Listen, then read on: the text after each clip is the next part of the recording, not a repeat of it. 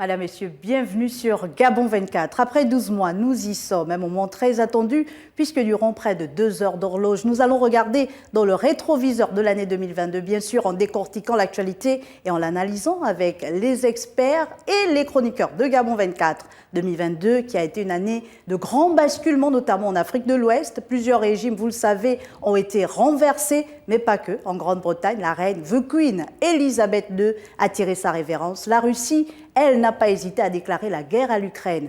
Mais 2022, chers téléspectateurs, n'a pas été qu'une année sombre. Le Gabon, par exemple, s'est illustré sur la scène diplomatique à bien des égards, adhésion au Commonwealth, présidence du Conseil de sécurité de l'ONU. Le pays d'Ali Bongo Ondimba a une diplomatie très agissante. Les analyses de Dimitri Abourneur, John Cyril Ondomengue et Louis-Philippe Badinga dans une poignée de secondes. Plombée par la crise. Durant 2 ans, l'économie gabonaise reprend des couleurs. Certes, elle a essuyé les revers de la crise en Ukraine, mais elle a de beaux jours devant elle. Selon les perspectives de la Banque mondiale et selon celles de la Banque africaine de développement, la croissance en Afrique devrait stagner à 4%. Michel Tseni et Modeste Comme nous rejoignent dans peu. Le Gabon qui est en voie de remporter la bataille de l'égalité des genres. Le pays s'est doté d'un vaste programme dénommé Gabon Égalité pour lutter contre toute forme de violence physique, économique et psychologique. Nous aurons le plaisir de recevoir Praxel Moudeke pour décortiquer la problématique. Et en éducation, la ministre de tutelle, Caméliane Toumtoum Leclerc, s'est donné le pari de redonner à l'école gabonaise ses lettres de noblesse. Plusieurs établissements sont en chantier. L'anglais est désormais enseigné dès la maternelle. Cette année, élèves et enseignants ont même renoué plus tôt avec les salles de classe. Dame Éducation de Gabon 24 nous fait le point dans quelques instants seulement. Le VIH-Sida et le paludisme tiennent leur vaccin, de belles avancées, même des victoires pour le monde scientifique, lutte contre le cancer et contre la Covid-19. On en parle également avec Sabrina Kundipenda. Et 2022 a été riche en événements culturels. Après la levée des restrictions liées à la lutte contre le coronavirus au Gabon, les artistes et autres acteurs culturels ont retrouvé la scène. Leurs talents ont même été primés dans le pays. Nous aurons le plaisir de retrouver le sourire et la voix de David Obola pour en discuter. Et cette année a été une année de grandes rencontres sportives. Le Qatar a réussi le pari d'organiser son mondial, le plus cher de toute l'histoire. Et malgré la rapidité de Kylian Mbappé, les passes décisives de Griezmann et les buts d'Hernandez, la France n'a pu se contenter que de l'argent. L'Argentine, elle, est sur le toit du monde avec un sacre pour Léo Messi.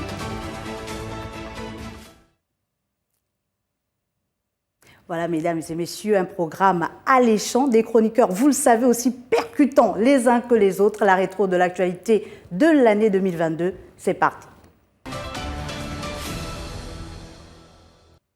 Et je suis déjà pour parler de l'actualité politique en compagnie de Dimitri Abourneur, qui n'est plus à présenter de notre rédaction. Dimitri, bienvenue, l'année s'achève. Comment vous l'avez senti cette année 2022 ? Bonsoir Marielle, cette année 2022 a été riche en rebondissements. Nous aurons l'occasion de la passer en revue tout à l'heure. Et juste à côté de vous, Louis-Philippe Badinga, qui nous a accompagnés également tout au long de cette année sur plusieurs plateaux de la rétro de l'actualité. Il est le rédacteur en chef, l'un des rédacteurs en chef du mois à l'agence gabonaise de presse. Louis-Philippe, merci pour votre fidélité et merci surtout pour la pertinence de vos analyses. Comment s'est passée pour vous l'année 2022 ? L'année 2022 était une année riche en enseignement.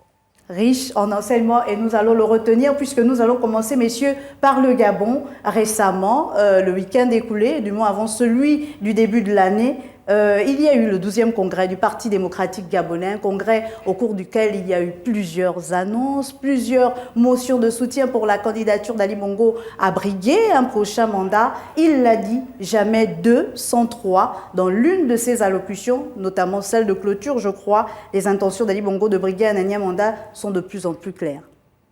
Oui, en effet, lors du dernier congrès, justement, le président de la République l'a dit, il a dit c'est comme l'année 2023, oui, qui sonnait comme jamais 203. Et donc, il donnait en filigrane, justement, il disait sa volonté de se présenter à l'élection présidentielle tout en gardant le suspense. Dimitri, on a attendu cette annonce peut-être clairement du chef de l'État. Il ne l'a pas dit qu'il était candidat, mais le fait de dire jamais 203 et il y avait aussi plusieurs autres phrases.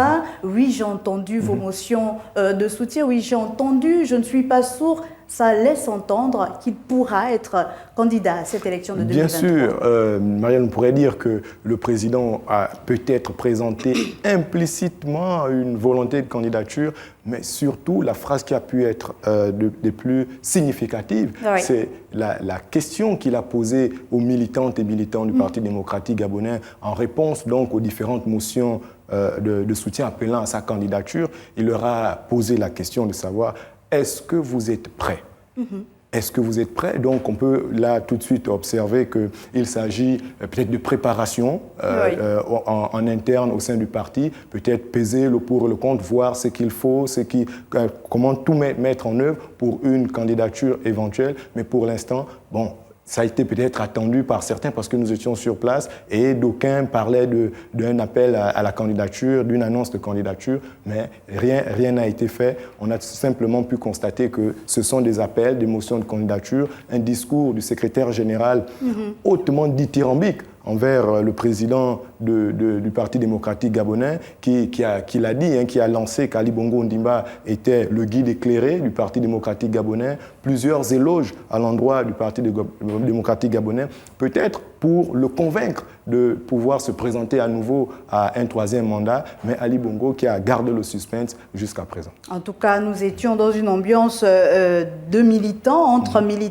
camarades. C'est peut-être un peu normal que le secrétaire général de cette formation politique tienne ce genre de discours, mais un fait également, lors de ce 12e congrès du Parti démocratique gabonais, on a entendu un Ali Bongo qui a en quelque sorte dressé le bilan de son septennat. Qu'est-ce qu'il faut, messieurs, qu'est-ce qui pourrait peut-être pour la dernière année plaider en faveur d'Ali Bongo ou peut-être plaider moins en faveur du président de la République, parce que malgré, même quand il a dressé ce bilan lui-même, il a reconnu qu'il y avait eu des choses qui ont été faites, mais qu'il y avait encore beaucoup de choses à faire, lui, Philippe. Oui, bon, en tout cas, lorsqu'on prend le bilan d'Ali Bongo, il faut aller rechercher plus loin. Il faut partir donc lors du premier mandat depuis 2009 pour voir un peu les réformes qui ont été initiées. Voilà, déjà des réformes profondes déjà dans le domaine, en fait, on va dire, de l'industrie. Hein. Voilà, la première décision qui a été prise très longtemps, c'est celle justement de suspendre l'importation des grumes pour une transformation sur place. Donc cette décision de 2010 justement, a eu des répercussions. Donc, dans ce mandat débuté donc en 2016, et on a vu donc une montée fulgurante de l'industrie du bois qui allait jusqu'à la 3e transformation. La zone économique spéciale d'Uncock en dit long justement sur cette décision prise très tôt. Mais il y a aussi le domaine industriel. Dans le domaine industriel, il y a eu de nombreux investissements. Le secteur industriel qui ne contribue jusqu'à présent qu'à hauteur de 6% au produit intérieur brut. Oui, effectivement, mais il y a certainement, j'ai envie de dire, des raisons d'espérer parce qu'il y a plusieurs acteurs, plusieurs industries qui se sont installées. Aujourd'hui, la zone économique spéciale de Coq abrite à peu près plus de 80 entreprises près actuellement. De 100 entreprises, effectivement. Et donc, il y a eu, par exemple, dans le domaine du manganèse, qui constitue également, j'ai envie de dire, l'un des poumons économiques du Gabon. Voilà, l'arrivée des entreprises comme la nouvelle Gabon Mining, qui opère dans l'est de Franceville. Voilà, il y a eu plusieurs acteurs dans le domaine du bois et bien d'autres domaines. Oui, mais ce qui plaide aussi en faveur d'Ali Bongo, c'est peut-être cette volonté d'avoir impulsé chez les Gabonais l'entrepreneuriat. Donc, plusieurs entreprises qui sont créées avec des Gabonais qui récupèrent un bon nombre de secteurs, notamment l'industrie de la transformation des produits agricoles, mais aussi dans les cosmétiques. Même si à ce niveau-là, il y a encore quelques griefs faits récemment, notamment par le président de la Fédération des entreprises du Gabon, Henri-Claude Oyima, qui disait pour les marchés publics, par exemple, il faudrait donner davantage de marchés publics aussi à ces Gabonais. Oui, justement, c'est tout le problème. En réalité, ce qui a manqué lors des, de ces 2 mandats d'Ali Bongo, c'est de constituer une classe d'hommes d'affaires gabonais. Voilà, c'est-à-dire qu'il faut une véritable classe d'hommes d'affaires gabonais pour un véritable tissu économique géré par des Gabonais pour qu'il y ait une épargne nationale qui permette à l'État d'investir énormément. Or, de nombreux pans de l'économie gabonaise sont encore tenus par des acteurs étrangers et ceux-là met à mal l'économie gabonaise. Dimitri Abourneur, la route, l'emploi, l'école, l'insalubrité sont encore peut-être ces goulots d'étranglement de ce septennat qui est en train de s'achever d'Ali Bongo Ondimba. Bien sûr, vous l'avez dit, Marielle, et vous avez tout à fait raison.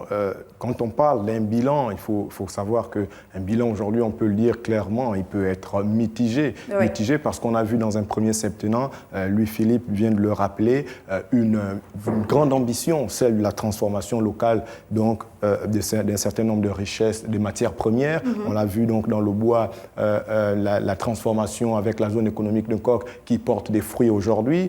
Et dans le deuxième mandat, on peut clairement le dire, c'est un deuxième mandat qui a connu un coup de décélération. Parce qu'on ne peut pas ne pas l'évoquer ici, l'état de santé du chef de l'État, qui n'a pas forcément, on a eu l'impression que le pays s'est arrêté. S'est arrêté. Le président de la République est parti de très loin. Il a dû faire montre de toutes ses capacités, à la fois physiques, intellectuelles et spirituelles, pour pouvoir revenir. On a même envie de dire que malheureusement pour le Gabon, en 2020, la crise sanitaire est encore venue plomber revenue. Donc toute cette impulsion qui avait été donnée déjà dès le premier mandat, heureusement que l'impulsion était suffisamment solide pour retrouver donc finalement dans un deuxième mandat ce programme d'accélération de la transformation qui part non seulement du côté du bois, mais aussi du côté d'autres secteurs industriels tels que le gaz. Aujourd'hui, de plus en plus, on se tourne vers le gaz parce que le Gabon va produire... Le Gabon qui a de grandes réserves en termes de gaz. Et cette volonté... Vers le fer également, avec le dossier de Belinga qui est en train d'être ressuscité. Et donc, la vision, elle est celle-là, l'autoroute est tracée, c'est celle de pouvoir transformer localement. Il n'est plus question aujourd'hui de pouvoir produire et exporter des matières premières de façon brute. Il est question désormais donc de pouvoir les transformer localement pour accroître de la valeur ajoutée. Mais naturellement, comme vous l'avez dit, toute cette ambition sur le plan économique doit pouvoir bénéficier également aux Gabonais. Se traduire. Se traduire par le niveau des Gabonais, le niveau de vie des Gabonais qui doit s'améliorer. Et donc, c'est vrai, ça va créer des emplois, mais il est intéressant également que des Gabonais aient des entreprises, contribuent donc véritablement à cet effort, au tissu économique. On a vu qu'il y a eu la facilité avec la création de l'ANPI pour faciliter la création d'entreprises. De plus en plus de Gabonais s'y intéressent, mais le chemin est encore long. Il faut progresser. On ne peut pas mettre de côté la diplomatie extérieure également, qui plaide en faveur d'Ali Bongo. D'ailleurs arrivé, le Gabon qui a eu une belle année 2022 diplomatique. Sur plusieurs plans, on a vu le Gabon présider le Conseil de sécurité en octobre dernier de l'ONU.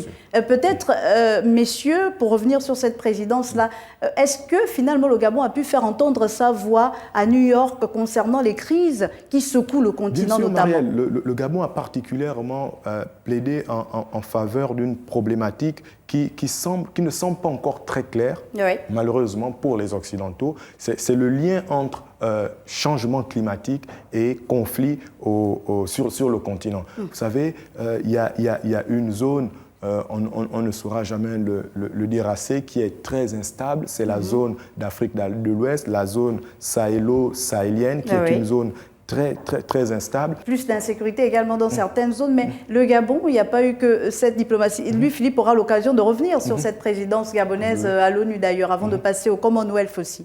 Oui, c'est vrai. Mais je voulais dire avant que, pour répondre à la question qui a été posée précédemment, c'est peut-être le goût d'inachevé chez le président, peut-être chez ses militants, qui peuvent militer en faveur d'une candidature d'Ali Bongo en 2023, parce que tout le monde le reconnaît, lui-même en premier l'a reconnu, notamment lors de ce congrès, qu'il y a des choses qui méritent d'être construites, achevées ou poursuivies.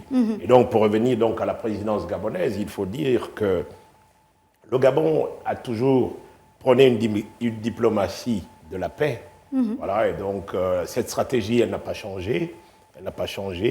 Mais le plus important, c'est que la voix du Gabon est entendue. Elle est entendue, non seulement sur les questions donc, climatiques, parce que non seulement la voix du Gabon, mais la voix de plusieurs autres pays et plusieurs autres acteurs qui plaident justement en faveur donc, de ces questions, des questions environnementales. Et de plus en plus, donc, on va vers des on va vers la mise en place de fonds verts, des fonds verts qui existent déjà dans d'autres cadres. Et en ce qui concerne donc la diplomatie en général, le Gabon s'est impliqué hein, dans les questions de paix. Voilà, et donc sa présidence a été orientée sur justement cette diplomatie de la paix. Ensuite, on a vu l'adhésion du Gabon au Commonwealth. J'ai envie de dire que ce n'était pas une surprise, puisqu'il y a pas mal de choses qui donnaient déjà de croire que le président Ali Bongo, je pense, on remonte un peu dans les années 2012, où il disait déjà qu'il allait intégrer l'anglais dans les enseignements, et c'est d'ailleurs fait cette année, on aura l'occasion d'en parler avec Dame Éducation. On a vu cette adhésion donc, du Gabon au Commonwealth. La question que les Gabonais se posent des mois après, qu'est-ce qu'on gagne concrètement avec l'adhésion dans le Commonwealth? On était dans la francophonie. Pourquoi être dans les deux ensemble? Oui, il faut déjà dire que c'est une adhésion historique. Oui, ce n'est un secret pour personne. Le président Ali Bongo est un anglophile. Oui. Voilà, il parle parfaitement anglais. Et donc, c'est tout naturellement qu'il s'est orienté vers le Commonwealth. Mais pendant longtemps, justement, on a pensé que appartenir à la francophonie était peut-être, j'ai envie de dire, incompatible avec le Commonwealth. Non, les deux organisations n'ont pas les mêmes objectifs. D'ailleurs, on a vu le Rwanda, pays francophone et rwandophone, qui voilà, est entré au Commonwealth, et la cerise sur le gâteau, le Rwanda a reçu la présidence, donc la direction, je veux dire, de la francophonie. Effectivement. Alors, et donc, qu'est-ce que les Gabonais gagnent dedans? Oui, mais le Commonwealth, c'est un marché de 1,4 milliard d'habitants. Donc, il y a un vaste marché. C'est un vaste marché dans lequel le Gabon doit se mouvoir. Ça veut dire que les acteurs économiques gabonais doivent pouvoir réfléchir désormais, non pas avec un marché seulement de 2 millions d'habitants, non pas avec un marché de l'Afrique de un peu plus d'1 milliard d'habitants, mais cette fois-ci, dans un large ensemble. Donc, il y a 1,4 milliard d'habitants de plus. Donc, le Gabon est ouvert à un vaste marché qui peut lui permettre justement d'exporter des produits. Encore faut-il que le Gabon soit prêt à exporter ses produits, Dimitri. Est-ce que c'est pas aussi la peur de l'inconnu qui fait en sorte que jusqu'à présent, dans la conscience collective, on ait du mal à accepter cette adhésion dans le Commonwealth? En plus de la présence au sein de la francophonie, cette adhésion au sein du Commonwealth montre est une continuité dans cette tradition gabonaise de s'ouvrir à l'autre. Et en dehors de ça, vous avez même sur le plan de la Ligue arabe certaines institutions en lien avec justement le monde musulman auquel le Gabon prend part. Donc c'est une continuité. Le prédécesseur d'Ali Bongo, Omar Bongo, avait déjà inscrit le Gabon dans cette logique-là de l'altérité à l'autre. Et le président Ali Bongo, c'est vraiment le coup d'éclat sur le plan diplomatique qu'il a pu faire en permettant ou en facilitant l'adhésion donc du Gabon au sein du Commonwealth. Et comme on l'a dit, c'est un marché de plusieurs des milliards de personnes, on a parlé de 2,5 milliards de personnes, c'est donc un marché important. Et le Gabon qui veut s'inscrire véritablement dans la transformation de son économie, qui veut proposer des produits, voilà, il gagnera à adhérer à ce genre d'ensemble. Et surtout que lorsqu'on regarde un tout petit peu les pays anglophones et les pays francophones, on se rendra compte que les pays anglophones sont des pays plus ou moins dynamiques sur le plan économique. C'est une réalité. Sur le continent, la plupart des pays qui font partie du Commonwealth sont des pays qui sont pro-business, où la culture entrepreneuriale, la culture business est très développée. Et donc, c'est dans cette logique-là également que, naturellement, le président Ali Bongo et son gouvernement ont orienté le Gabon dans ce sens pour booster l'économie gabonaise, pour permettre aux Gabonais d'avoir de plus en plus d'emplois et améliorer leur niveau de vie. Dimitri Abourneur, avec qui nous avons toujours le plaisir de commenter cette actualité politique. Malheureusement, il est temps pour nous de nous quitter, mais seulement pour 2022. Nous nous retrouverons en 2023, Dimitri, et on vous souhaite tout le bonheur du monde. Merci encore. Mais c'est toujours un plaisir de commenter cette actualité avec vous, Marielle. Merci infiniment. Et juste après, vous nous recevons John Cyril Ondomengue. Et John Cyril Ondomengue de notre rédaction qui est déjà avec nous sur ce plateau. Lui, Philippe Bandiga, lui n'a pas bougé. John Cyril, bienvenue. Merci Marielle. Et cette année 2022? Cette année 2022 s'est bien passée, hein? Tout a été comme sur des roulettes. Ah oui, comme sur des roulettes, on imagine que ce sera le cas, ou on espère pour vous que ce sera le cas en 2023. John Cyril, vous arrivez, votre année s'est bien passée, mais ce n'est pas le cas pour certains pays du continent africain où il y a eu pas mal de crises. On peut citer le Mali, le Burkina, la Guinée, la République centrafricaine, le Tchad. Certes, les scénarios là-bas, dans tous ces pays, ne sont pas les mêmes, mais on a pu observer, surtout pour ceux de l'Afrique de l'Ouest, une sorte de sentiment anti-français, puisque c'est revenu à chaque fois. Comment on aborde l'année 2023 dans ces pays-là? On aborde l'année 2023 malgré toutes ces crises avec beaucoup d'optimisme. On commence par les coups d'État qui ont secoué le Mali, la Guinée et le Burkina Faso dernièrement. Oui. Et ces coups d'État ont mis à mal les relations entre ces pays et l'institution sous-régionale qu'est la CEDEAO. Est-ce que cela n'a pas d'ailleurs traduit l'impuissance de ces institutions sous-régionales, ces différents coups d'État? Ces différents coups d'État manifestent une chose qui est tout à fait claire, c'est qu'il y a une volonté des nouvelles autorités de prendre des responsabilités pour assurer la sécurité. Parce que la problématique principale qu'on rencontre dans ces États, c'est la problématique de la sécurité. Si on prend le cas du Burkina Faso, qui a perdu 40% de son territoire, où les groupes djihadistes ont occupé le terrain, il y a nécessité pour ce pays, par exemple, de revenir sur la table avec de nouvelles autorités. Nous avons quand même remarqué les semaines dernières que le Premier ministre, qui est Apollinaire Joachim ou Joachim, s'est rendu en Russie. Et son allocution a été claire, son intervention a été claire lorsqu'il dit que nous devons discuter avec tout le monde lorsque notre pays est menacé, lorsque la sécurité de nos populations est mise à mal. Donc, il y a une volonté de ces nouveaux chefs d'assurer la sécurité des populations, d'assurer le développement du pays. Et comme vous le dites, ça met forcément à mal l'institution sous-régionale qui est la CEDEAO. La CEDEAO. Alors, ils mettent sur la table la problématique de la sécurité. Mais on a remarqué, lui, Philippe Badinga, que depuis ces coups d'État, comment vous les appelez, les djihadistes n'ont pas cessé de frapper. Le Burkina, par exemple, que vous citez, a encore eu plusieurs coups des rebelles. On a vu le Mali. Est-ce que finalement, la solution était le coup d'État? Ce ne sera certainement pas le cas. Vous allez certainement répondre par la négative. Mais au-delà du coup d'État, qu'est-ce qu'il faut envisager en 2023? En réalité, les coups d'État ne sont peut-être pas la solution, mais ils traduisent quand même la volonté des populations également de voir un changement, parce qu'il y a eu en fait une faillite on va dire, des États face à la situation de l'insécurité. Et donc les militaires qui sont censés être, je le dis, les garants de la sécurité, ont cru bon de venir au devant de la scène.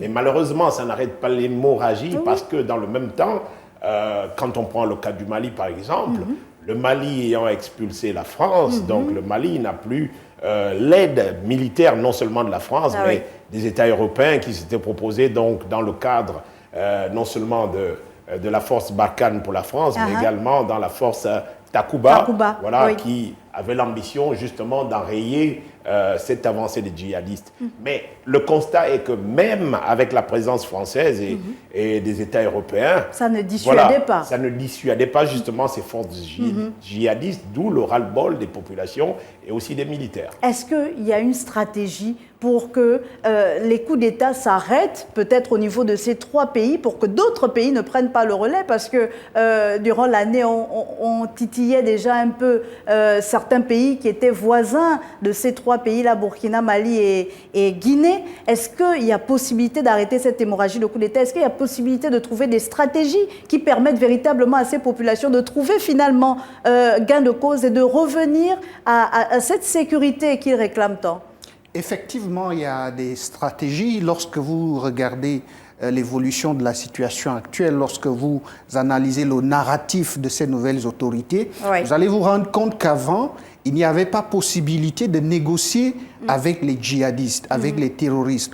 Or, les nouvelles autorités de ces pays ont pris la résolution, sinon la décision, de tendre la main à ces groupes djihadistes, de les écouter et de discuter avec eux pour voir quelles sont les raisons qui les mène à l'extrémisme. Parce que lorsque on fait face à des conditions de vie très difficiles, je ne sais pas, vous l'avez remarqué, à un moment donné, la nouvelle autorité du Burkina Faso, Ibrahim Traoré, qui a animé une conférence de presse au cours de laquelle il parlait des difficultés que rencontrent les populations qui n'ont pas de route, qui n'ont pas d'infrastructures sanitaires, qui n'ont pas d'école. Et qu'est-ce qu'il propose, lui, en tant que nouvelle autorité? Parce que les difficultés, il y en a partout en Afrique, il y en a partout, j'ai envie de dire, dans ces pays-là, oui. Mais qu'est-ce qu'il propose? Parce que on a même eu, je pense que c'était au Mali, où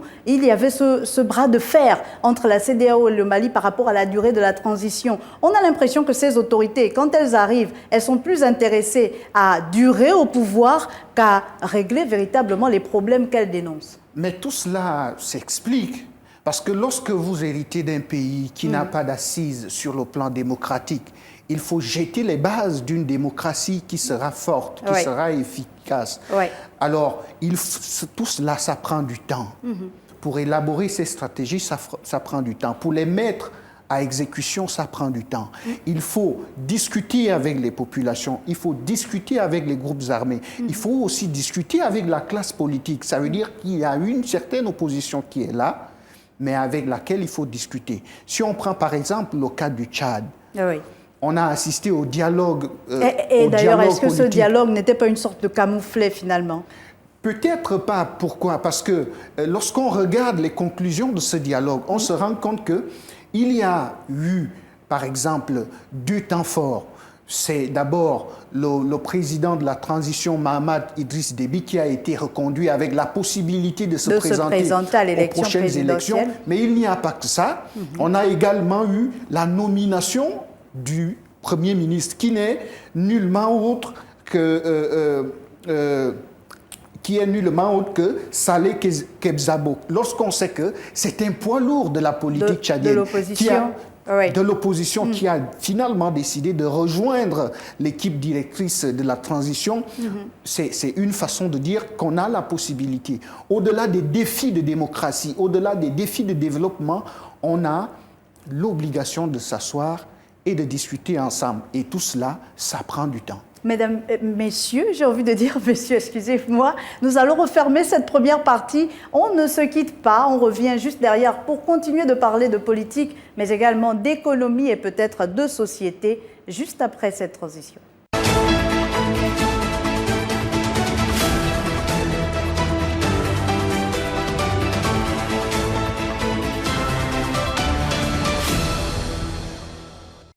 Et nous poursuivons cette rétro de l'année 2022, toujours en politique avec mes invités, Louis-Philippe Badinga, rédacteur en chef à l'agence gabonaise de presse, et John-Cyril Ondomengue, chroniqueur pour la rédaction de Gabon 24, que vous connaissez d'ailleurs très bien, chers téléspectateurs. Louis-Philippe, avant de marquer la pause de la première partie de cette émission, on parlait de l'Afrique de l'Ouest, donc de toutes ces crises. Peut-être un mot pour rebondir sur ce que John-Cyril disait tantôt. Oui, justement, en ce qui concerne donc l'Afrique de l'Ouest, il faut dire qu'il y a plusieurs problématiques qui sont imbriquées.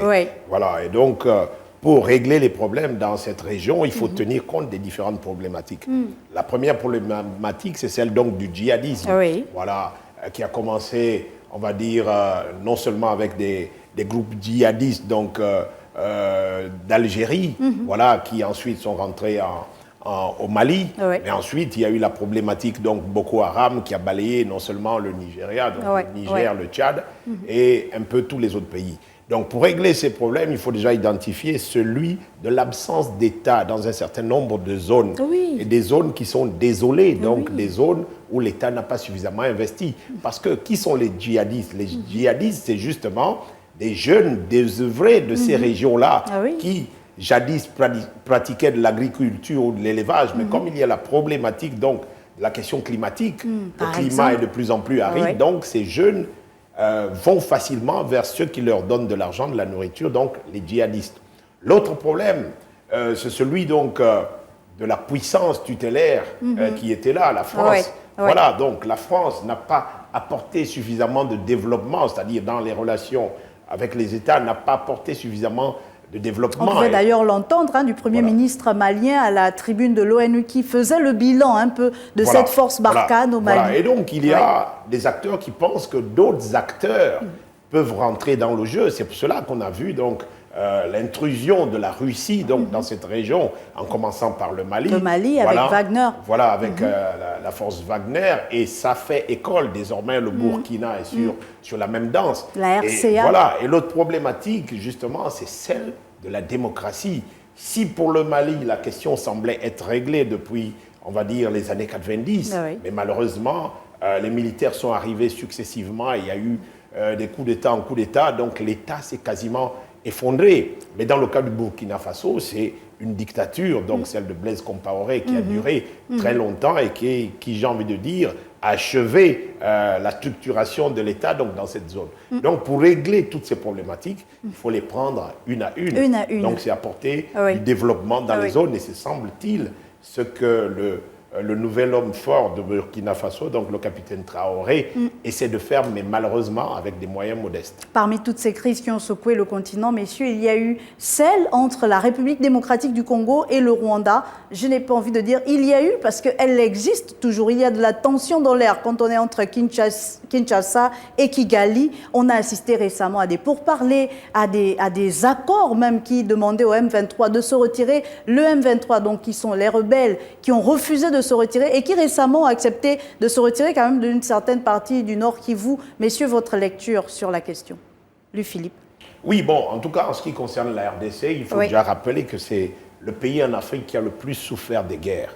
Voilà, mais quand on analyse depuis l'indépendance donc, de la RDC, la question de la guerre dans l'Est notamment du pays a commencé, certes, avec, on va dire, les guérillas qui ont été menées donc, dans la mouvance lumumbiste contre le pouvoir de Mobutu. Mais par la suite, ce sont des guerres liées à l'exploitation, en réalité, des richesses. Avec un sous-sol assez riche. Voilà. Et donc, la grosse problématique entre la RDC, et le Rwanda, donc c'est la question de l'espace vital, non seulement pour le Rwanda, mais c'est aussi une question des richesses minières, parce qu'il faut le dire, le Rwanda est un pays volcanique, donc a un sous-sol totalement pauvre.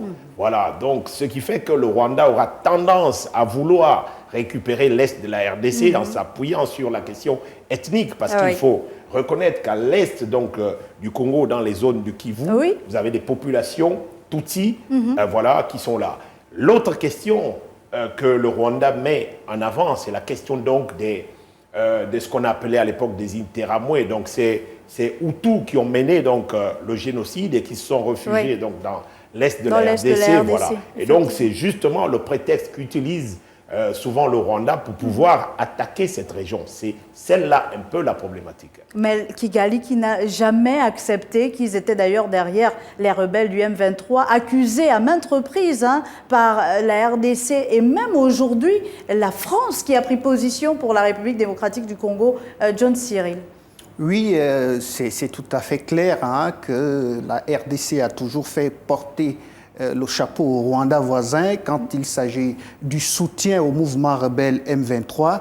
Et l'illustration a été claire lors du dernier sommet de la francophonie. Non seulement le président Tshisekedi était absent, mais également et surtout le Premier ministre qui l'a représenté à ce sommet a décidé de boycotter la photo de famille, disant ne pas vouloir se tenir aux côtés du président rwandais Paul Kagame. Et les accusations sont allées un peu plus loin parce qu'elles se sont portées également sur la présidente de cette institution qui est rwandaise, Louise Mushikiwabo, qu'on accuse d'être juge et parti. Et il faut dire que la RDC, comme vient de le dire Louis-Philippe Badinga, souffre de ce qu'on appellerait ici la malédiction des matières premières, parce que ce pays dispose d'un sous-sol qu'on qualifie très souvent de scandale géologique, avec tout ce qu'on connaît là-bas, le cobalt, le diamant, l'or et j'en passe. Donc aujourd'hui, la problématique est de savoir qui est derrière le M23 au point où cette armée a des moyens plus sophistiqués que l'armée régulière de la RDC. Donc il faut aujourd'hui qu'on arrive à s'asseoir autour d'une table et dire les choses comme cela se doit. Et je vous propose, messieurs, de quitter le continent africain pour ce dernier point concernant l'actualité politique. Lorsque nous regardons dans le rétroviseur de 2022, on aperçoit Elisabeth II dire au revoir aux Britanniques et au monde tout entier. Une grande perte, j'ai envie de dire, pour l'histoire de la Grande-Bretagne, une grande page de l'histoire aussi de l'humanité, du monde entier qui se retourne.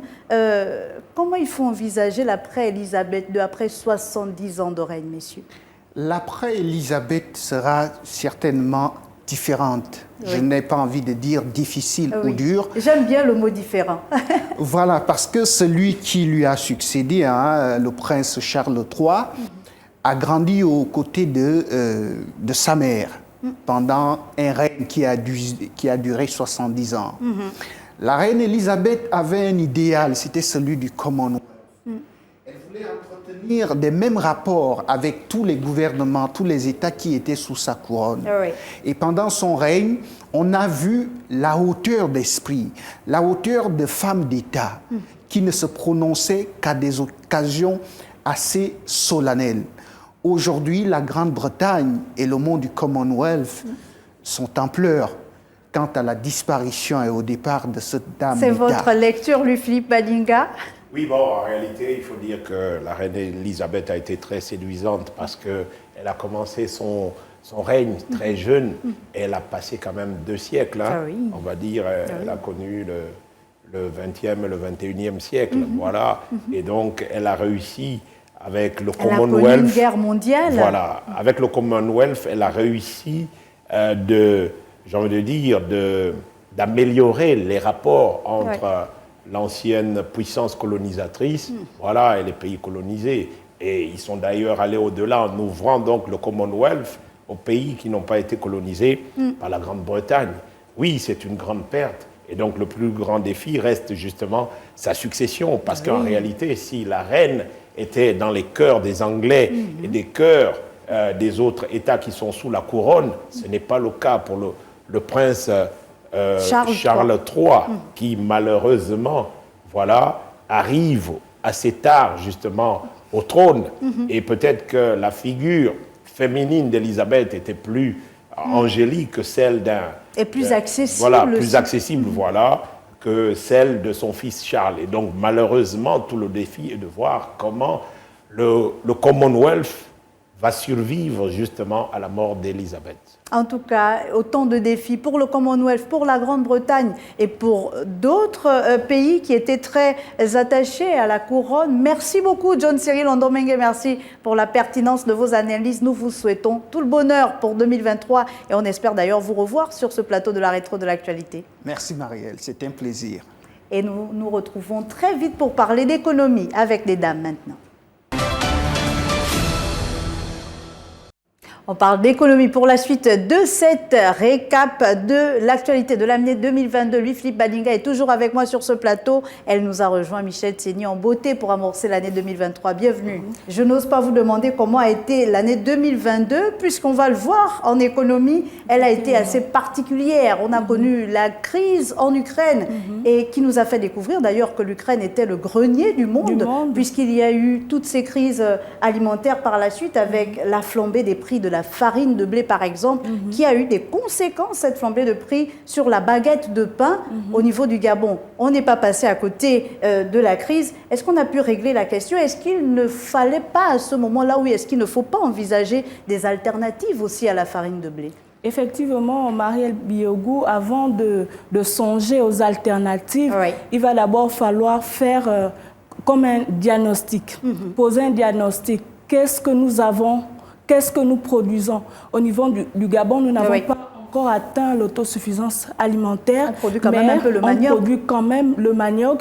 Et il y a beaucoup d'acteurs qui sont dans cette industrie-là. Pourquoi ne pas miser sur le manioc, sur la farine de maïs, par exemple, pour pouvoir fabriquer un tant soit peu du pain? Louis-Philippe Badinga, ça a été une période assez particulière. Il fallait se précipiter à la boulangerie pour espérer avoir du pain. Aujourd'hui encore, on observe de longues files d'attente, mais cette fois-ci, ce n'est pas pour le pain, mais pour l'huile. L'huile produite au niveau du Gabon, produite par l'entreprise Olam, pour ne pas la citer, l'huile Cuisinor, notamment parce qu'on retrouve les huiles de tournesol, etc., auxquelles les Gabonais ne sont pas forcément habitués. Pourquoi on en est là, Louis-Philippe? Cette rareté de l'huile, pourquoi jusqu'à présent on n'arrive pas à régler la question? Oui, mais justement parce qu'il y a aussi une imbrication de la guerre en Ukraine, parce que l'Ukraine, qui est un grand producteur agricole, est un grand producteur justement d'huile également. Et donc ce qui fait que quand le prix de l'huile grimpe à l'international, le producteur d'huile au Gabon, qui est la société Olam, gagne mieux à vendre son huile à l'extérieur que de la vendre au Gabon sur place. Voilà. Et dans le même temps, il y a eu des acteurs nationaux, donc des grossistes et des détaillants qui ont fait des réserves, qui ont acheté de grands stocks et donc ont créé une pénurie fictive justement pour spéculer sur les prix. À ce niveau-là, est-ce que l'État a toujours la main mise? On a observé la nouvelle mercurielle, par exemple, du ministère de l'Économie, qui tenait compte de certains produits importés, mais pas des produits, pas des produits locaux, notamment cette huile Cuisinor qui n'était pas concernée. On se pose d'ailleurs la question pourquoi. Et on a vu aussi que la DGCC, au moment de la crise, a effectué une descente de terrain. Mais cette descente, quelle est la récurrence, j'ai envie de dire, de cette descente de terrain pour aller vérifier que ces prix-là sont réellement respectés par les épiciers dans les quartiers de Libreville, par exemple? Le ministère de l'Économie a notamment annoncé une nouvelle mercuriale avec 48 produits importés, effectivement, Marielle Biogou. Mais il n'y a que, comme je vous l'ai expliqué, c'est le serpent qui se mord la queue. Toujours. Alors, on a l'huile Cuisinor qui est stabilisée à 1100 francs aujourd'hui, mais ça, c'est dans certaines surfaces. Dans certaines surfaces. Donc, le tenancier, qu'est-ce qu'il fait? Alors, vous avez dit 1100 francs pour l'huile Cuisinor. Je préfère ne pas acheter Cuisinor et mettre en avant l'huile de tournesol, l'huile d'olive, puisque avec ces huiles-là, je peux en tirer le bénéfice. Donc, il va falloir que la DGCC puisse intensifier les contrôles. Louis-Philippe Badinga, malgré tous ces faits, on remarque que les perspectives de la Banque mondiale pour le Gabon sont positives. On a envie de comprendre quels sont les indicateurs sur lesquels s'appuie la Banque mondiale pour montrer que ces perspectives sont positives. Parce que quand on relève ce genre de faits qui, quand même, plombe le marché sur, j'ai envie de dire quoi, l'offre et la demande sur le marché, et que la Banque mondiale vient et nous dise non, en 2023, ce sera très bien pour le Gabon, etc. Est-ce qu'on ne tient pas compte aussi de ces indicateurs-là? Il faut dire que les premiers indicateurs sont sur la vente des matières premières. Voilà, donc nos pays, le Gabon et les autres pays africains, restent essentiellement des grands producteurs de matières premières. Et donc, dans le contexte de la guerre en Ukraine, donc la guerre entre l'Ukraine et la Russie qui est un grand producteur de pétrole, mais qui parfois voit son pétrole, on va dire, boycotté. Voilà, donc le pétrole africain est sollicité. Voilà, et donc c'est pareil pour toutes les matières premières, parce qu'il faut dire que la Russie, qui est un véritable pays continent, est un grand producteur de matières premières. Et donc, dans le contexte de la guerre, avec tous les boycotts donc des États occidentaux notamment, donc ils se ruent sur les matières premières africaines, et c'est ça qui fait grimper en réalité la croissance. Maintenant, quand on tient compte en réalité donc du commerce, du commerce, il faut dire que nous sommes dans un contexte également de l'entrée effective dans la ZLECAf. Voilà, les premiers échanges interafricains ont commencé. Oui, mais en réalité, voilà, cela ne suffit pas pour expliquer la croissance. Mais il y a de belles perspectives en ce qui concerne donc le continent africain, parce que le commerce intra-africain va augmenter et naturellement va contribuer à la croissance. Michel Tseni, peut-être revenir rapidement sur ce nouveau partenariat avec la Banque mondiale qui est prévu pour la période 2023-2027. Quels sont les grands axes, d'autant que l'enveloppe, je l'ai lu quelque part, après vous allez le confirmer, de la Banque mondiale pour le Gabon est estimée à 445 milliards de francs CFA. Effectivement, Marielle Biogou, quels sont les grands axes? La Banque mondiale s'appuie notamment sur la résilience et également l'investissement. Alors, comment le Gabon peut se positionner? On reviendra toujours sur la sempiternelle question de la diversification de son économie lorsqu'on sait que le pétrole contribue à un peu plus de 35% encore du PIB, du pays. Alors, il faudra que le Gabon, selon les recommandations de la Banque mondiale, le Gabon devra donc miser sur son capital humain par la formation. Et de mettre en avant cette formation-là qui est en adéquation avec les offres d'emploi. Selon le mémorandum économique et la note de conjoncture, il faudra donc s'appuyer sur ce capital humain-là, mais également sur les investissements, notamment dans les domaines de l'agriculture, dans le domaine du tourisme, dans le domaine de l'économie verte, qui parle également d'écotourisme et autres. Et donc, le Gabon doit véritablement s'asseoir pour diversifier son économie. Diversifier son économie, notamment dans plusieurs secteurs hors pétrole, hors hydrocarbures. Donc, c'est un peu ça, les recommandations du FMI. Et quelques chiffres, le Gabon, par PIB par habitant, il y a 8 859 $ par habitant en termes de PIB. Mais malgré ce chiffre-là, on constate que 33,9% de taux de pauvreté dans le pays, 22% du taux de chômage, dont 38% chez les jeunes, alors que plusieurs emplois ne sont pas encore pourvus et donc il va falloir que le Gabon puisse miser sur sa formation professionnelle, mais aussi sur l'investissement. Si vous voulez, Louis-Philippe Badinga, on revient sur ces chiffres tout à l'heure avec Modeste Ocom qui va prendre votre place. Michel Séni, ça a été un plaisir tout au long de cette année de vous avoir sur ce plateau de la rétro de l'actualité. On vous retrouve en 2023 et on retrouve Modeste Ocom juste derrière. On parle toujours d'économie dans la rétro de l'actualité, mais cette fois-ci avec une autre dame, Modeste Ocom. Merci beaucoup de nous avoir rejoints. Vous nous avez manqué sur ce plateau de la rétro. Vous également, mais on n'était pas très loin, rassurez-vous. On n'était pas très loin, c'est sûr. Vous nous parlez toujours de chiffres, de croissance, etc. On aimerait savoir, le monde a eu du mal à se relever après la crise sanitaire. Et cette crise qui a été couplée un peu plus tard par la crise en Ukraine, qui a conduit à une crise énergétique en Europe notamment. Peut-être nous expliquer quelles ont été les stratégies de relance au niveau mondial et quelles sont les perspectives pour 2023. Alors, si le monde s'est relevé, on ne peut pas totalement le dire. Une chose est sûre, c'est que 2022 a été l'année des incertitudes, parce qu'on sortait quand même de 2020, de 2021 où c'était assez dur, et on arrive à 2022 où il faut prendre des décisions fermes. Est-ce qu'elles vont marcher? On ne sait pas.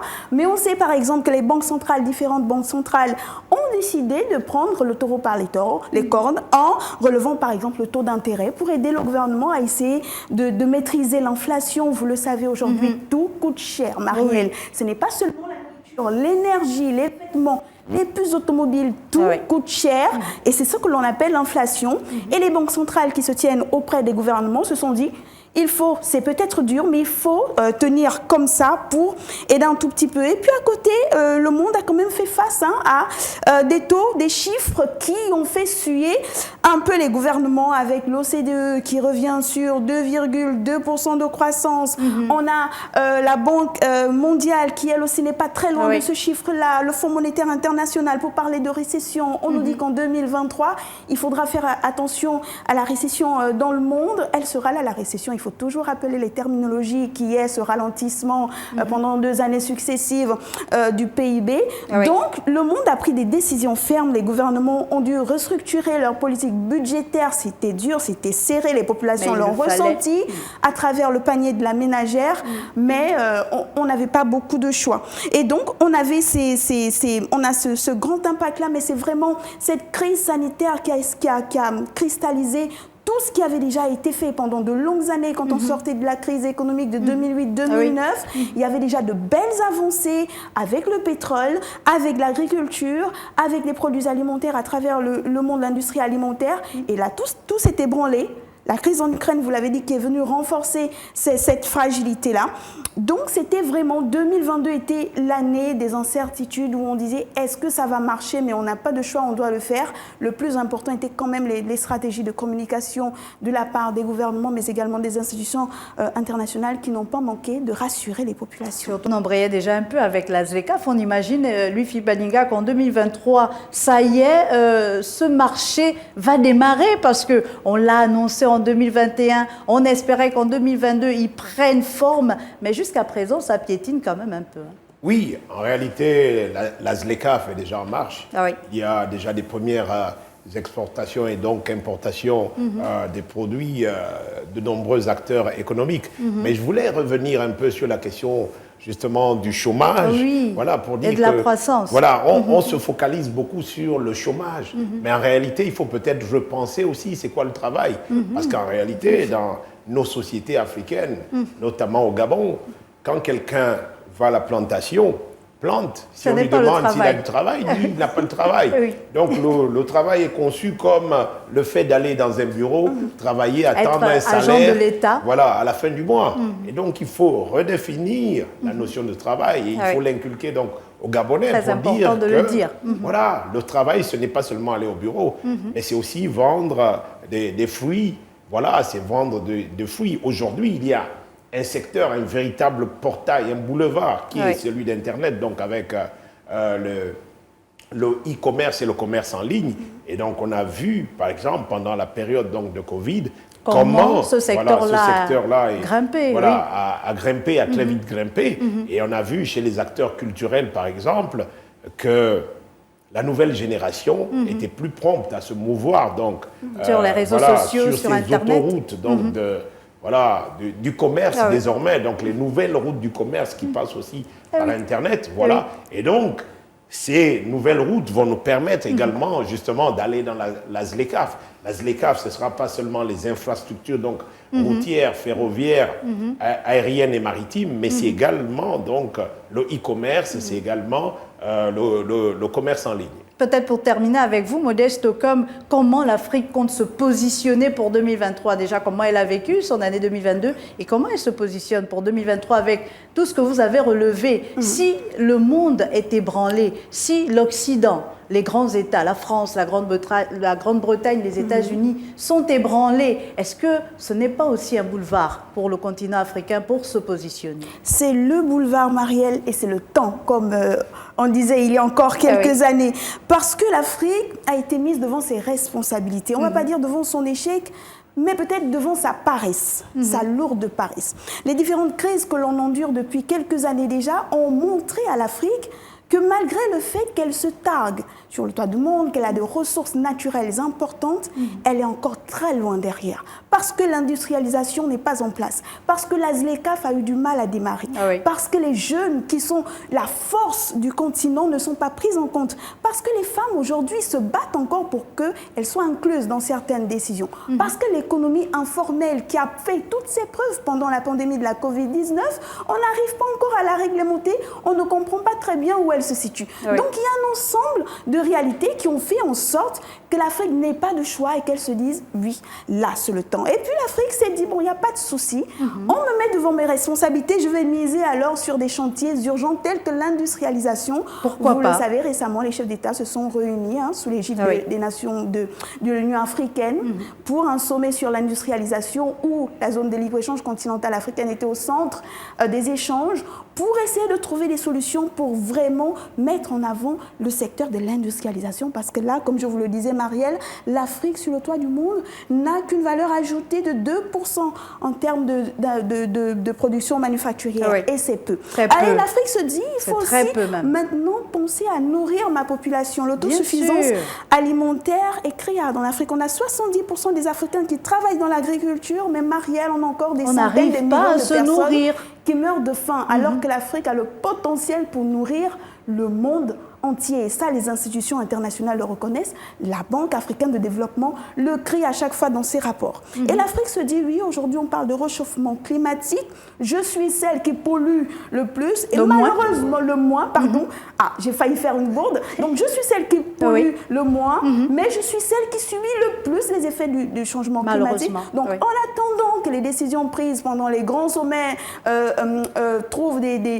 soient appliquées, je vais essayer de trouver moi des moyens pour essayer de réellement appliquer la transition énergétique. Donc, vous le savez, le continent africain porte ou représente 7% des 10 pays les plus ensoleillés au monde. C'est pour vous montrer le potentiel qu'on a en termes de transition énergétique. Avec l'énergie Donc solaire. on peut miser sur la transition énergétique, respecter notre climat, notre environnement, ne pas le polluer, protéger notre climat et relancer nos économies. Donc c'est un peu tout ça, c'est ces chantiers-là sur lesquels l'Afrique va essayer de travailler sur 2023. Et on rappelle que l'inflation est toujours là, que la nourriture coûte cher, que les populations africaines essaient de comprendre, les institutions internationales disent qu'il faut communiquer. Il est important que les gouvernements communiquent, fassent comprendre clairement les choses aux populations et bien entendu que les populations soient un peu plus tolérantes. Parce que c'est toujours un plaisir, toujours un plaisir. Modeste Okom, de parler avec vous de croissance, de perspective.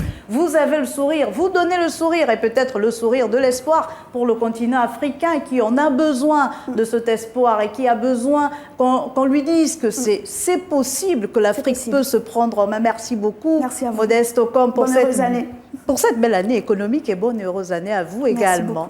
Et c'est avec Modeste Okom que nous refermons donc cette première partie, ces premières 52 minutes de notre récap de l'actualité 2022. Nous poursuivons toujours avec Louis-Philippe Badinga qui va encore être là avec nous pour la deuxième partie de cette émission, juste derrière.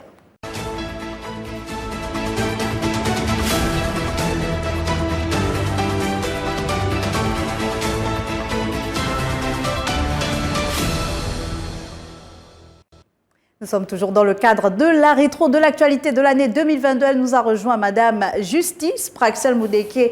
En l'occurrence, elle est là pour parler du programme Gabon Égalité. Bienvenue sur ce plateau. Merci Marielle. Nous avons eu le plaisir de vous avoir tout au long de cette année. Alors parlez-nous de ce vaste programme gouvernemental qui, on le sait, est là pour réduire les inégalités entre les hommes et les femmes. On parle de violence. Est-ce qu'elles sont déjà au niveau du Gabon catégorisées? Quels sont les types qui existent au niveau du Gabon? Est-ce qu'elles sont aussi criardes qu'on le dit? Bien évidemment, Marielle, on parle au Gabon, les femmes représentent 90% des victimes de violences sexuelles, 83% des victimes de violences économiques. Vous voyez que ces chiffres donnent froid dans le dos. Donc c'est quand même des chiffres alarmants pour un petit pays comme le Gabon. À côté de la sensibilisation, et d'ailleurs, j'ai quand même une question pour vous. Comment on fait en sorte qu'une femme victime de violence, qui se trouve à Fougamou par exemple, c'est dans l'arrière-pays, puisse dénoncer son mari qui lui apporte, j'ai envie de dire, tout le confort, parce que c'est son mari qui travaille, c'est son mari qui fait tout dans la maison. Elle est, comme on dit,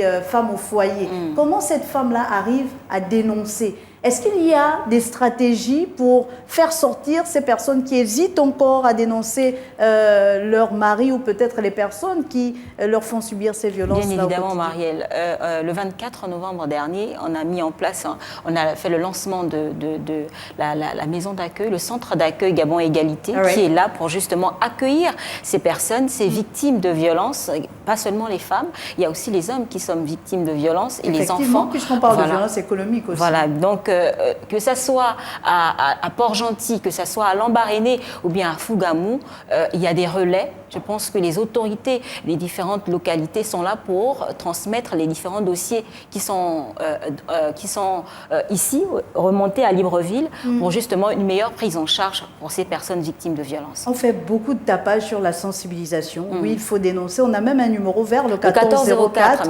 Oui, il faut dénoncer. Mais est-ce qu'il y a aussi des stratégies pour la dissuasion? Quelles sont les peines encourues pour ces coupables de violences? Il y a beaucoup de peines encourues. Hein, quelques-unes peut-être. Voilà, quand on parle par exemple de violences physiques, des violences économiques, je n'ai peut-être pas les chiffres avec moi sur place, bien les différentes pénalités, mais ce qui est sûr, c'est que les personnes qui sont déjà, qui sont là pour donner ces violences-là, qui sont victimes de violences-là, forcément, elles transmettent les plaintes au niveau des personnes, des tribunaux, des juridictions magistrats qui sont là pour transmettre ces différentes violences. Mais alors, Louis-Philippe Badinga, moi j'ai quand même une question. Est-ce que c'est dans notre mentalité d'aller vers les tribunaux, donc les magistrats et autres, pour aller dénoncer? Si moi je suis par exemple au niveau de l'entreprise, puisque les violences sont de multiples ordres et que je subis par exemple un harcèlement moral, comment je m'y prends? Est-ce que c'est dans la culture gabonaise, j'ai envie de dire? Est-ce qu'on n'a pas appris à vivre avec? Est-ce qu'aujourd'hui, le message passe bien parce que finalement, il y a quand même des réticences. Hein, quand on écoute les uns et les autres parler, les Gabonais se dire que bon, oui, on veut bien réduire les violences entre hommes et femmes quand il s'agit d'une femme qui est par exemple veuve, qui est spoliée, quand il s'agit d'un orphelin qui est démuni, mais quand il s'agit d'un harcèlement moral au niveau du travail, est-ce que là également, on devrait le prendre avec la même ampleur que les violences physiques par exemple? Bon, en réalité, il faut dire qu'il y a peut-être un choc culturel parce que dans les traditions gabonaises, il y a un certain nombre de mécanismes pour régler plusieurs problèmes. Voilà. On peut aller dans le couple également pour prendre les violences faites aux femmes. Généralement, quand ce n'est pas des aberrations comme « il faut supporter, ma chère, voilà, c'est ton mari, ainsi de suite », voilà. Il y a des solutions familiales, c'est-à-dire que la famille parle surtout à la dame, on la conseille généralement de regagner son foyer. Avec ce petit truc qu'on dit souvent dans les mariages, que la femme a le panier percé, donc est prête à accepter finalement la violence. Voilà, et en réalité c'est cela, mais malheureusement nous sommes, j'ai envie de dire, dans une société post-moderne où ces violences ne peuvent plus en réalité être supportables parce qu'il y a des conséquences. Quand les conséquences ne sont pas physiques, quand elles ne sont pas physiques, elles sont psychologiques. Et généralement, les conséquences psychologiques sont parfois les plus dures à gérer parce que les gens peuvent tomber dans la dépression et aller même plus loin parce que on va jusqu'au crime. C'est-à-dire qu'il y a plusieurs années, je pense 2 années encore, voilà, on a enregistré dans les faits divers de nombreuses femmes qui ont dû mettre fin à la vie de leur conjoint. Ou vice-versa. Ou vice-versa, parce que c'était lié justement à ces violences-là. Donc, mais pour revenir donc, à la question du harcèlement en lieu de travail, la femme qui est d'ailleurs perçue comme étant dans notre société le sexe faible, à tort ou à raison. Praxel Mudeke, Gabon Égalité, ce n'est pas que la question des violences qui est abordée dans ce vaste programme. Il y a également l'égalité entre conjoints et à ce propos, il y a eu plusieurs modifications du Code civil notamment. Aujourd'hui, la femme plutôt est aussi chef de famille comme l'homme. Aujourd'hui, l'homme et la femme sont égaux. C'est-à-dire, ce que la femme fait dans le foyer, l'homme le fait également. Ce qui était différent les années antérieures. Aujourd'hui, par exemple, je prends un exemple, si avant le mari avait la décision de prendre cette décision de partir louer une maison, par exemple, qui ne conviendrait pas à son épouse, aujourd'hui, la femme a le droit de dire non, je ne peux pas habiter dans telle ou telle maison, à condition que cette dernière contribue pour justement avoir un loyer un peu plus confortable. Voilà, donc on va dire qu'aujourd'hui, cette femme-là qui était un peu marginalisée à l'époque, aujourd'hui a son droit, a son mot à dire dans la maison et elle n'est pas juste là pour subir les décisions de son époux. Luffy Balinga, là également, je veux convoquer la coutume, la tradition. Est-ce qu'au Gabon, dans la pratique, une femme peut également être chef de famille? Oui, là, je vais encore sur le choc culturel. Voilà, dans nos traditions, le chef de famille, c'est l'homme. Voilà, et d'ailleurs, même dans la transmission du pouvoir chez les matrilinéaires, on le voit bien. Voilà, comment le neveu, fut-il moins âgé, devient en réalité le chef de famille face à un certain nombre de femmes qui peuvent être très âgées. Oui, mais quand on revient donc à cette question, il faut se resituer dans le temps dans lequel nous sommes. Parce que au fond, c'est peut-être une question d'ego quand les hommes revendiquent au quotidien leur chefferie, parce que dans la réalité, le véritable chef de la maison, le Premier ministre, chef du gouvernement ministre à la maison, ministre des Affaires sociales, ministre de l'Éducation, c'est la femme. C'est la femme qui, en réalité, gouverne au quotidien le foyer. Donc, c'est en réalité qu'une question d'ego, mais c'est surtout aussi une question de niveau de compréhension des choses. Ouais, parce que plus j'ai envie de dire, on monte dans le niveau de compréhension des choses, moins il y a des problèmes. Voilà, c'est quand on est moins éduqué que ces questions-là, j'ai envie de dire, posent le plus problème. Mais on trouve aussi des personnes bien éduquées, j'ai envie de dire, instruites avec des égos surdimensionnés. Mais il y a également des gens qui, j'ai envie de dire, flirtent avec le narcissisme, voilà, qui veut que l'homme reste le chef incontesté et incontestable. Si chacun connaît son rôle, je pense qu'il n'y aura pas de problème en même temps dans le foyer. L'homme connaît sa place, la femme connaît sa place. Il est seulement question que l'autre ne vienne pas empiéter sur le rôle de l'autre. Donc là, il n'y aura pas de problème. Et je crois que c'est aussi à cela que tend Gabon Égalité. Ce n'est pas tant de faire de ces femmes des femmes qui méprisent l'autorité masculine ou l'autorité de leur conjoint, mais c'est de les ramener un tant soit peu à une sorte d'égalité. Merci beaucoup, Praxel Moudeke, d'être passé sur ce plateau. On espère avec vous continuer de suivre ce vaste programme qui continue de se mettre en œuvre à travers plusieurs actions. Merci beaucoup et bonne et heureuse année à vous. Merci pareillement, Marielle. Nous continuons avec Dame Éducation juste derrière. Nous parlons d'éducation pour la suite de cette émission avec notre Dame Éducation Maison, toujours avec des coiffures assez particulières. Linda Ningon, comment a été 2022 pour vous? Très bien dans l'ensemble. Nous rendons grâce à Dieu.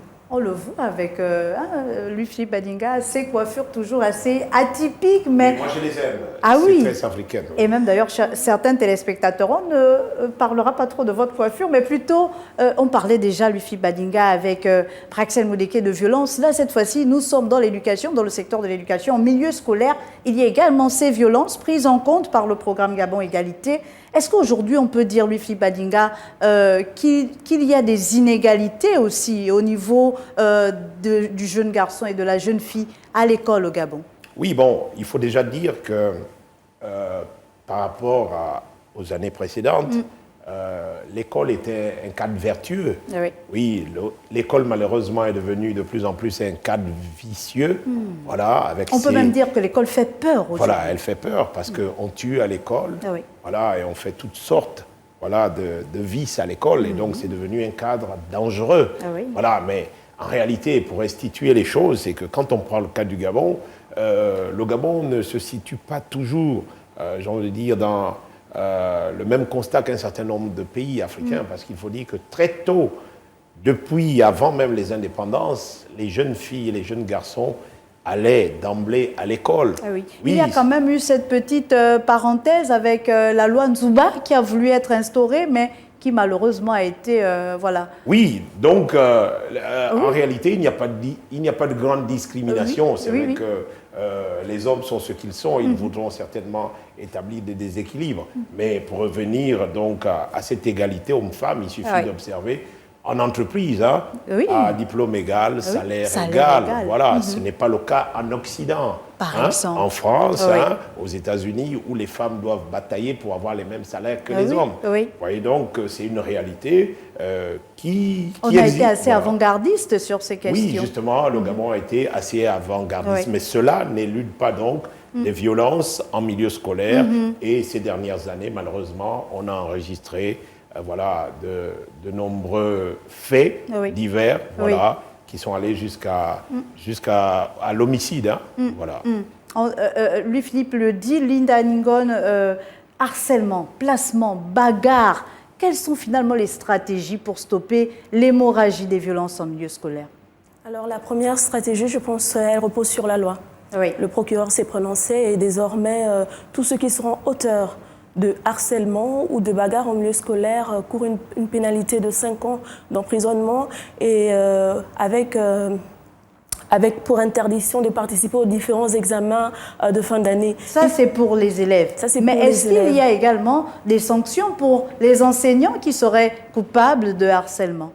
Pour les enseignants, je pense que la tutelle a récemment réuni tous les syndicats pour voir un peu ce qu'il y avait lieu de faire au-delà du simple conseil, parce que tout se décide en conseil. Je pense que d'ici les mois qui vont suivre, d'ici la rentrée prochaine, on aura une visibilité sur la sanction qui incombe à ces enseignants-là. Je pense qu'il y a par exemple eu, si on peut rapidement convoquer la jurisprudence, le cas de l'enseignant de Mekambo Boué, là, qui harcelait la petite fille au téléphone. Je crois que lui, il avait écopé de 6 mois, mais 6 mois, c'est dérisoire par rapport au phénomène. C'est pourquoi justement les discussions sont menées pour voir un peu comment recadrer cette façon de faire. On a tous des enfants, on les envoie à l'école, mais à qui confie-t-on nos enfants? À qui confie-t-on nos enfants? Nous confions nos enfants aux différents responsables d'établissements. Mais il faut dire qu'au-delà de tout ce qu'on peut avoir comme portrait négatif du milieu scolaire aujourd'hui, beaucoup de choses sont en train de bouger. Parce qu'on a récemment assisté à une police scolaire. C'est vrai qu'en matière d'effectifs, ce n'est pas assez significatif. Mais quand même, aujourd'hui, dans certains établissements, on ne peut plus se permettre de la bagarre, par exemple, ou de brutaliser son collègue verbalement parce que la police scolaire est en nombre. Là, je pense aux grands établissements, hein, malheureusement. On a au lycée Mba, on a le lycée Paul Njenje Ngodjo, mais ce n'est pas tout. Parce qu'il y a des établissements comme le lycée technique de Bikele, par exemple, où encore cette année, j'ai pu assister à un phénomène de bisoutage. Ça se fait encore là-bas, malgré la présence de la police scolaire, qui parfois est complice de ces faits, certainement une tradition ou pas. Mais c'est pour dire que c'est des faits, on confie nos enfants à des responsables, on fait confiance à ces responsables-là qui mettent en place une police scolaire, mais qui parfois n'est pas à même de contenir le flux des apprenants. Et là, ça dépend maintenant, ça varie d'un établissement à un autre. Il y a un travail de fond qui est fait. Je ne sais pas si la police judiciaire est tolérée dans l'enceinte des établissements, mais à l'extérieur quand même, lorsqu'on passe entre midi et 2, on peut voir qu'à chaque carrefour, il y a une police qui est présente. Elle est là aussi pour garantir la sécurité. Parce qu'il y a quand même les franchises scolaires et voilà, qui ne permettent pas... Mais je pense qu'ils sont beaucoup plus à l'extérieur de l'établissement qu'à l'intérieur des établissements. Maintenant, le gros travail, c'est que l'administration prend le problème à bras-le-corps, renforce la sécurité, le dispositif sécuritaire au sein des établissements. En tout cas, on remarque qu'il y a donc un pas qui a commencé... Parce que le personnel enseignant est vieillissant, il faut le signaler aussi.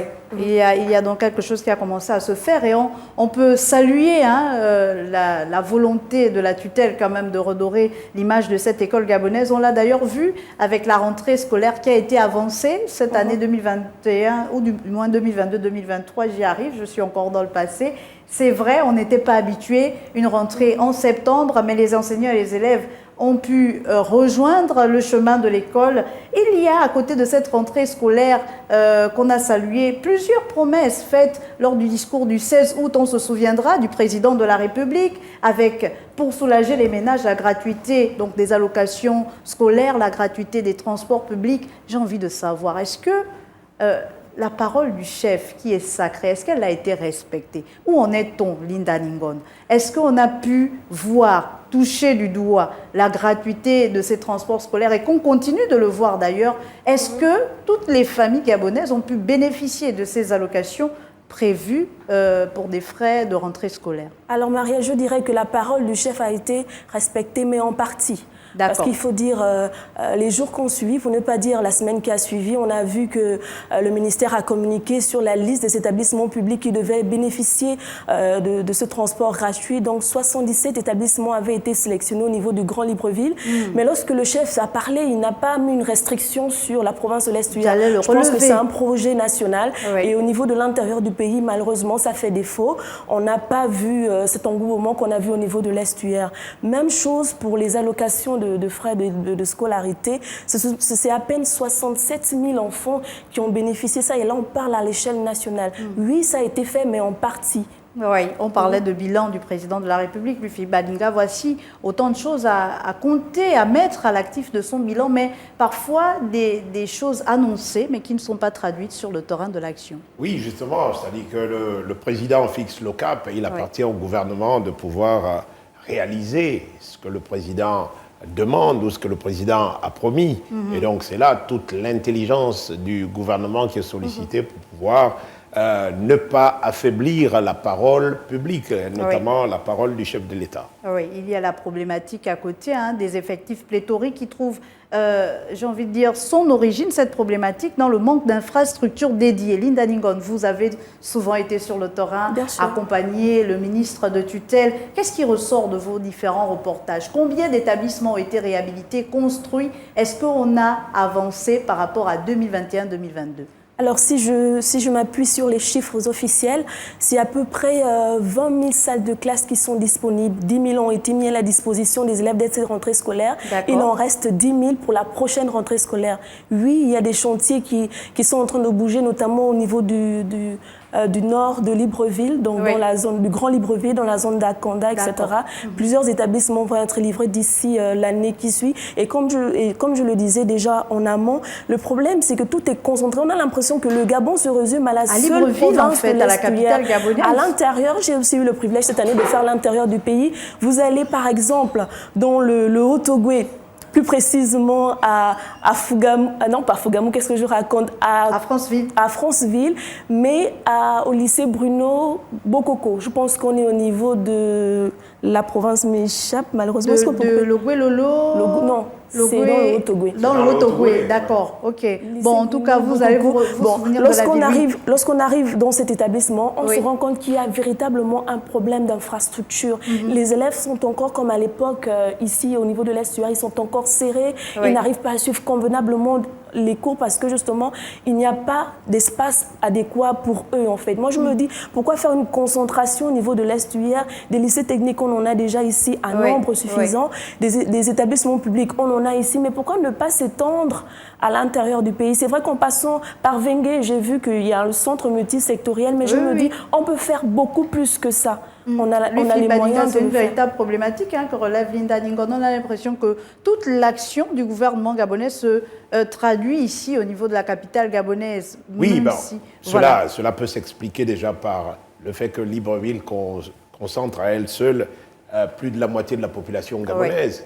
Voilà, et donc cela explique un peu que l'action gouvernementale soit portée sur Libreville. Mais en réalité, le gouvernement aussi ne doit pas seulement subir donc, cet exode rural. Il appartient au gouvernement de redéployer les populations à l'intérieur du pays par l'investissement, par la création d'un certain nombre. À l'intérieur du pays, l'attractivité du moins, on va voir que ces populations qui se concentrent à Libreville pourraient repartir vers l'intérieur du pays. Oui, justement, c'est pour cela que la construction des universités à l'intérieur du pays, la construction de l'école de bois de Boué avait été saluée. Mais malheureusement, ces initiatives, soit elles n'ont pas vu le jour, soit, même quand elles ont vu le jour, comme le cas de l'école de Boué, ont été abandonnées en chemin. À côté, il y a l'introduction, je le disais à l'entame de mon propos, de la langue de Shakespeare dans les programmes éducatifs cette année 2022-2023. Dès la petite enfance, j'ai eu l'occasion de discuter avec des jeunes de la maternelle qui me disaient « What ?» Voilà, ça commence à prendre et on est ravis de voir que finalement, le Commonwealth nous apporte déjà des choses, Louis-Philippe Adinga. Oui, en réalité, il faut dire que il y a bien longtemps que le président de la République avait dit la volonté d'introduire donc l'anglais dès les classes primaires. Voilà, et là, donc, on est dans les pré-primaires également. Voilà, il était question aussi d'introduire, je pense, le mandarin.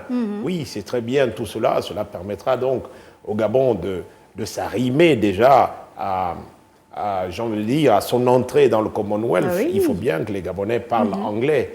Oui, mais cette ruée vers l'anglais ne doit pas nous faire oublier aussi que pour bien parler les langues des autres, il faut commencer par parler parler nos langues. Voilà, nos propres langues. Voilà. Donc, il faut qu'en réalité, à côté de l'anglais, on continue cette belle expérience qui avait commencé, je pense, à l'Immaculée Conception et à Bessieux, d'introduire les langues gabonaises. Voilà. Mais en réalité, il faut aller plus bas, il faut aller au primaire, parce que quand les enfants sont plus jeunes, ils ont la capacité de parler plusieurs langues. Et je me souviens, vous parliez de la bantophonie récemment sur l'un de nos plateaux. Oui, justement, effectivement. Voilà. La promotion de nos langues, Linda. Linda, vous avez fait le constat, donc en plus de l'anglais, il y a aussi le numérique qu'on veut introduire, puisqu'on disait déjà qu'avec la Covid-19, l'expérience avec le Gabon n'a pas été si bonne que cela avec le numérique, l'école à distance, mais je pense que les choses ont été revues et les programmes aussi améliorés. Les programmes améliorés, oui, parce qu'il faut dire que cette année scolaire, dans les annonces fortes du ministre, il était question de revoir les curricula. Il était question, comme vous l'avez déjà bien signifié, d'introduire la langue anglaise, d'intégrer les programmes d'environnement, de revoir même les manuels. Ça a été fait. On a vu même les classes vertes aussi. Très bien. Mais le gros souci avec la digitalisation, c'est que dans l'arrière du pays, on fait face malheureusement à ce problème de connectivité à Internet. Malheureusement, dans une salle salle de classe parce que j'étais avec la NBG il y a quelques mois. On s'est rendu compte que dans l'arrière du pays, dans une salle de classe d'une trentaine d'apprenants, d'élèves, il n'y a qu'un seul qui a un smartphone, un seul élève. Donc une seule personne qui a la réalité d'Internet, une seule personne qui sait ce que c'est naviguer, une seule personne qui pouvait coller à l'information qui a été donnée par l'ANBG parce que beaucoup étaient dans la spéculation, ils ne comprenaient pas grand-chose. C'est vrai que le but c'était de faire passer le message, mais derrière, lorsqu'on a interviewé les élèves, on comprenait qu'ils ne comprenaient pas, ils n'arrivaient pas à saisir le message parce qu'ils ne sont pas c'est pas dans leur réalité, c'est pas dans leur réalité. Donc le ministère a dit récemment que le but c'est de toucher 90% des établissements, aussi bien publics et privés.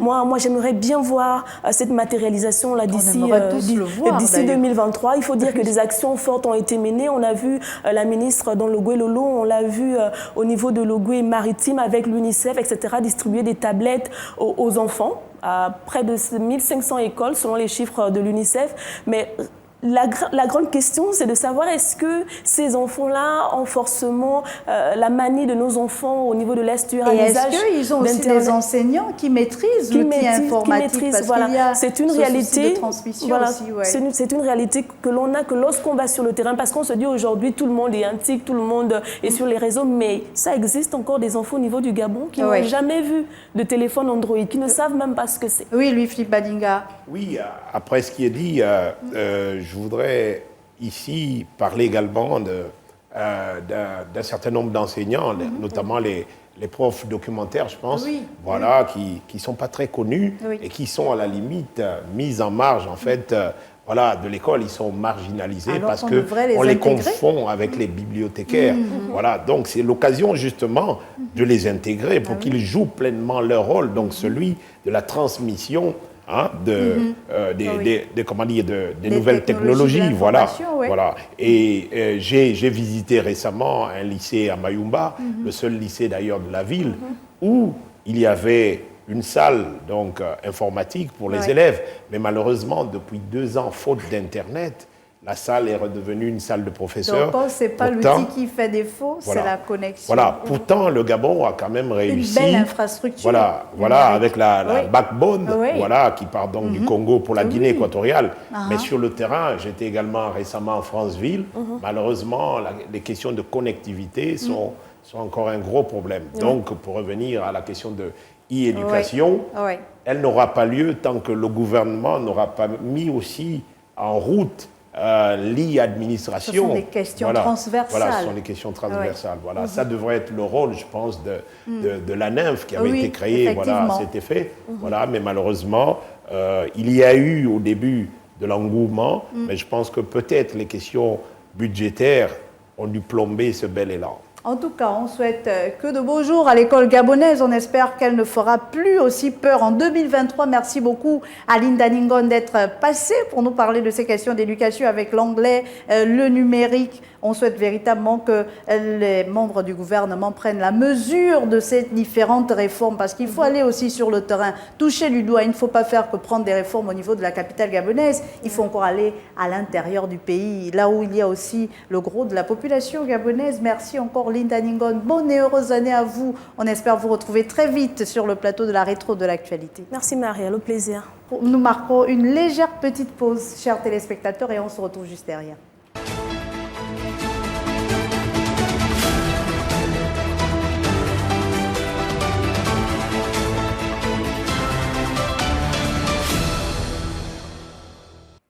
La santé, c'est la vie, a-t-on coutume de dire. Le monde, depuis 2 ans, a vibré au rythme du coronavirus. Certes, les courbes de contamination ont tendance à baisser en Afrique et un peu partout dans le monde, mais en Chine particulièrement, j'y arrive, on remarque que c'est plutôt la relance. Et pour en parler, on reçoit déjà sur ce plateau Sabrina Koundipenda, Notre-Dame Santé Maison. Sabrina, bienvenue dans ce plateau de la rétro de l'actualité.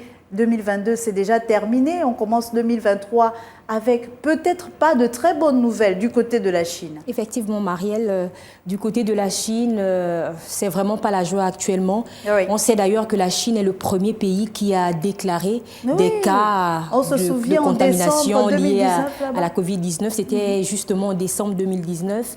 Malheureusement, le constat actuellement, c'est que malgré les mesures drastiques qui ont été prises, il y a ce rebond des cas.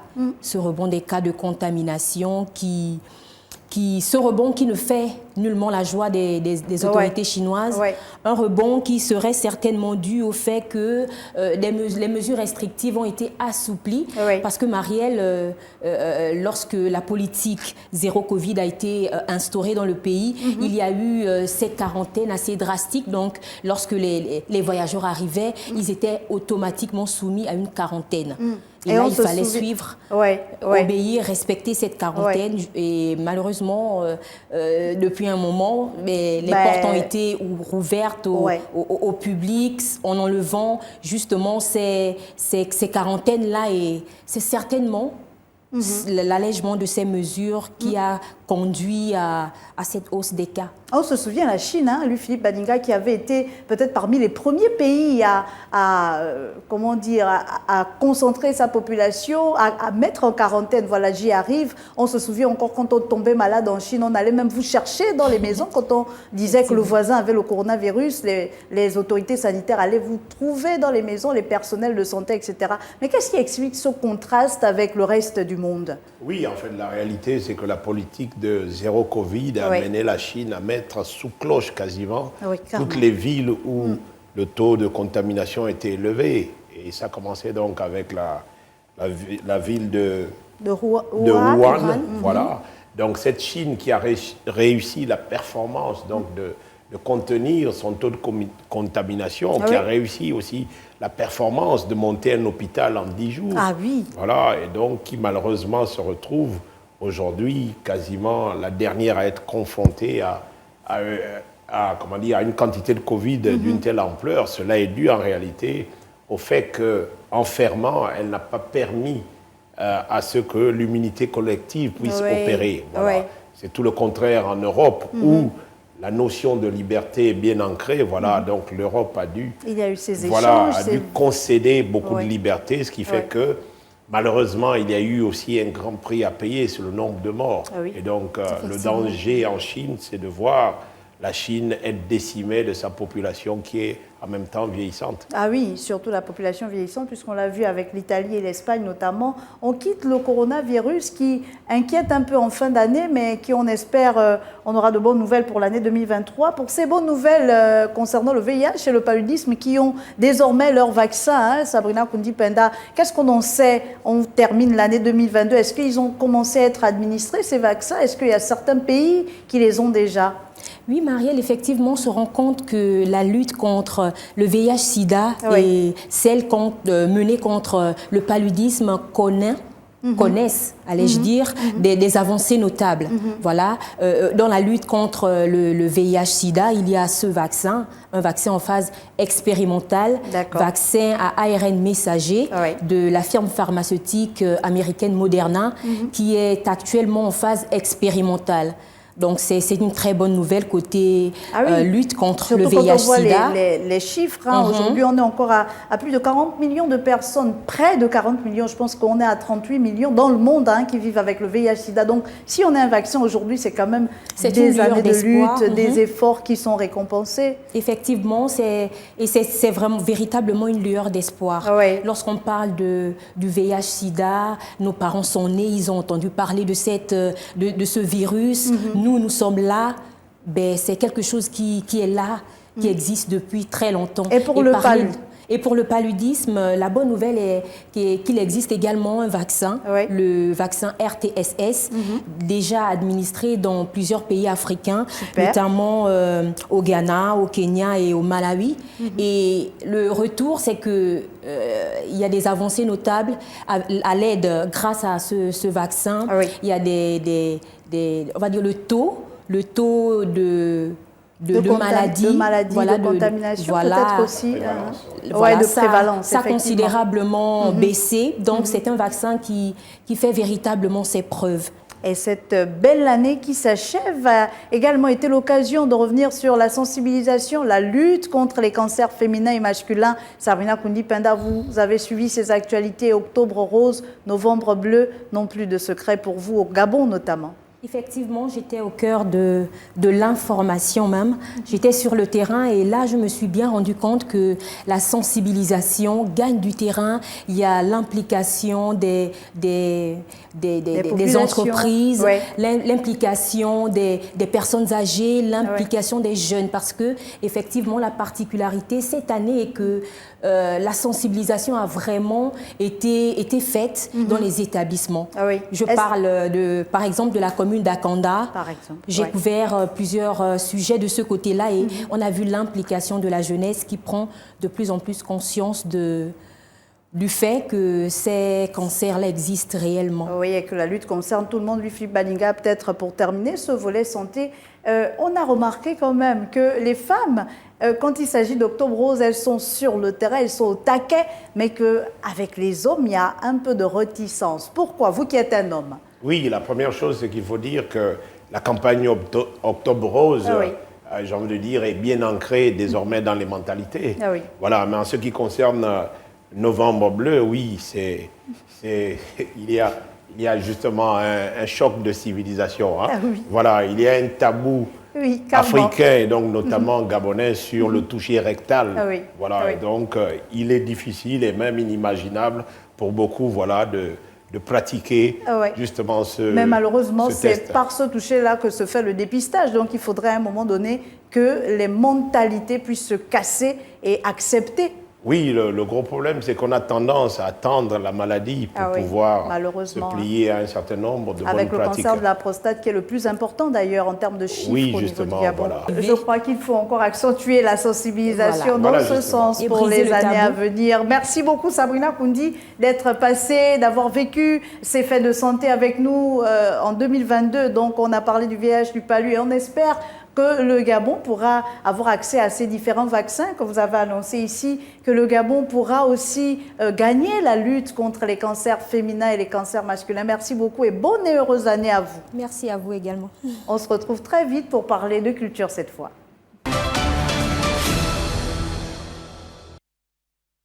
Davila Obola, la voix et le visage de la culture sur Gabon 24, nous a rejoint. Davila, comment a été l'année 2022 de votre côté? Bonsoir Marielle, bonsoir à tous les téléspectateurs. Eh bien, l'année 2022, côté culture, surtout cette fin d'année 2022 a été particulièrement marquée par plusieurs événements culturels. Et on a l'occasion d'en parler d'ailleurs, parce que je vous sens déjà prête à vouloir en découdre avec ces événements. On sort donc d'une belle année riche, hein, avec ce festival des cultures qui a tenu toutes ses promesses. Moi, je vous avais posé la question déjà sur ce plateau. Quelle a été la différence? Pourquoi changer le nom? On avait le Festival Gabon 9 Provinces, on avait la fête des cultures, aujourd'hui c'est le Festival des cultures. Oui, effectivement, cette année 2022, comme je le disais, l'une des activités phares qui a marqué le secteur culturel, c'est le Festival national des cultures. Déjà, avec la reprise des activités culturelles, beaucoup de Gabonais s'attendaient à revivre le Gabon 9 Provinces. On était déjà habitués à cet événement. C'était une belle fête d'ailleurs.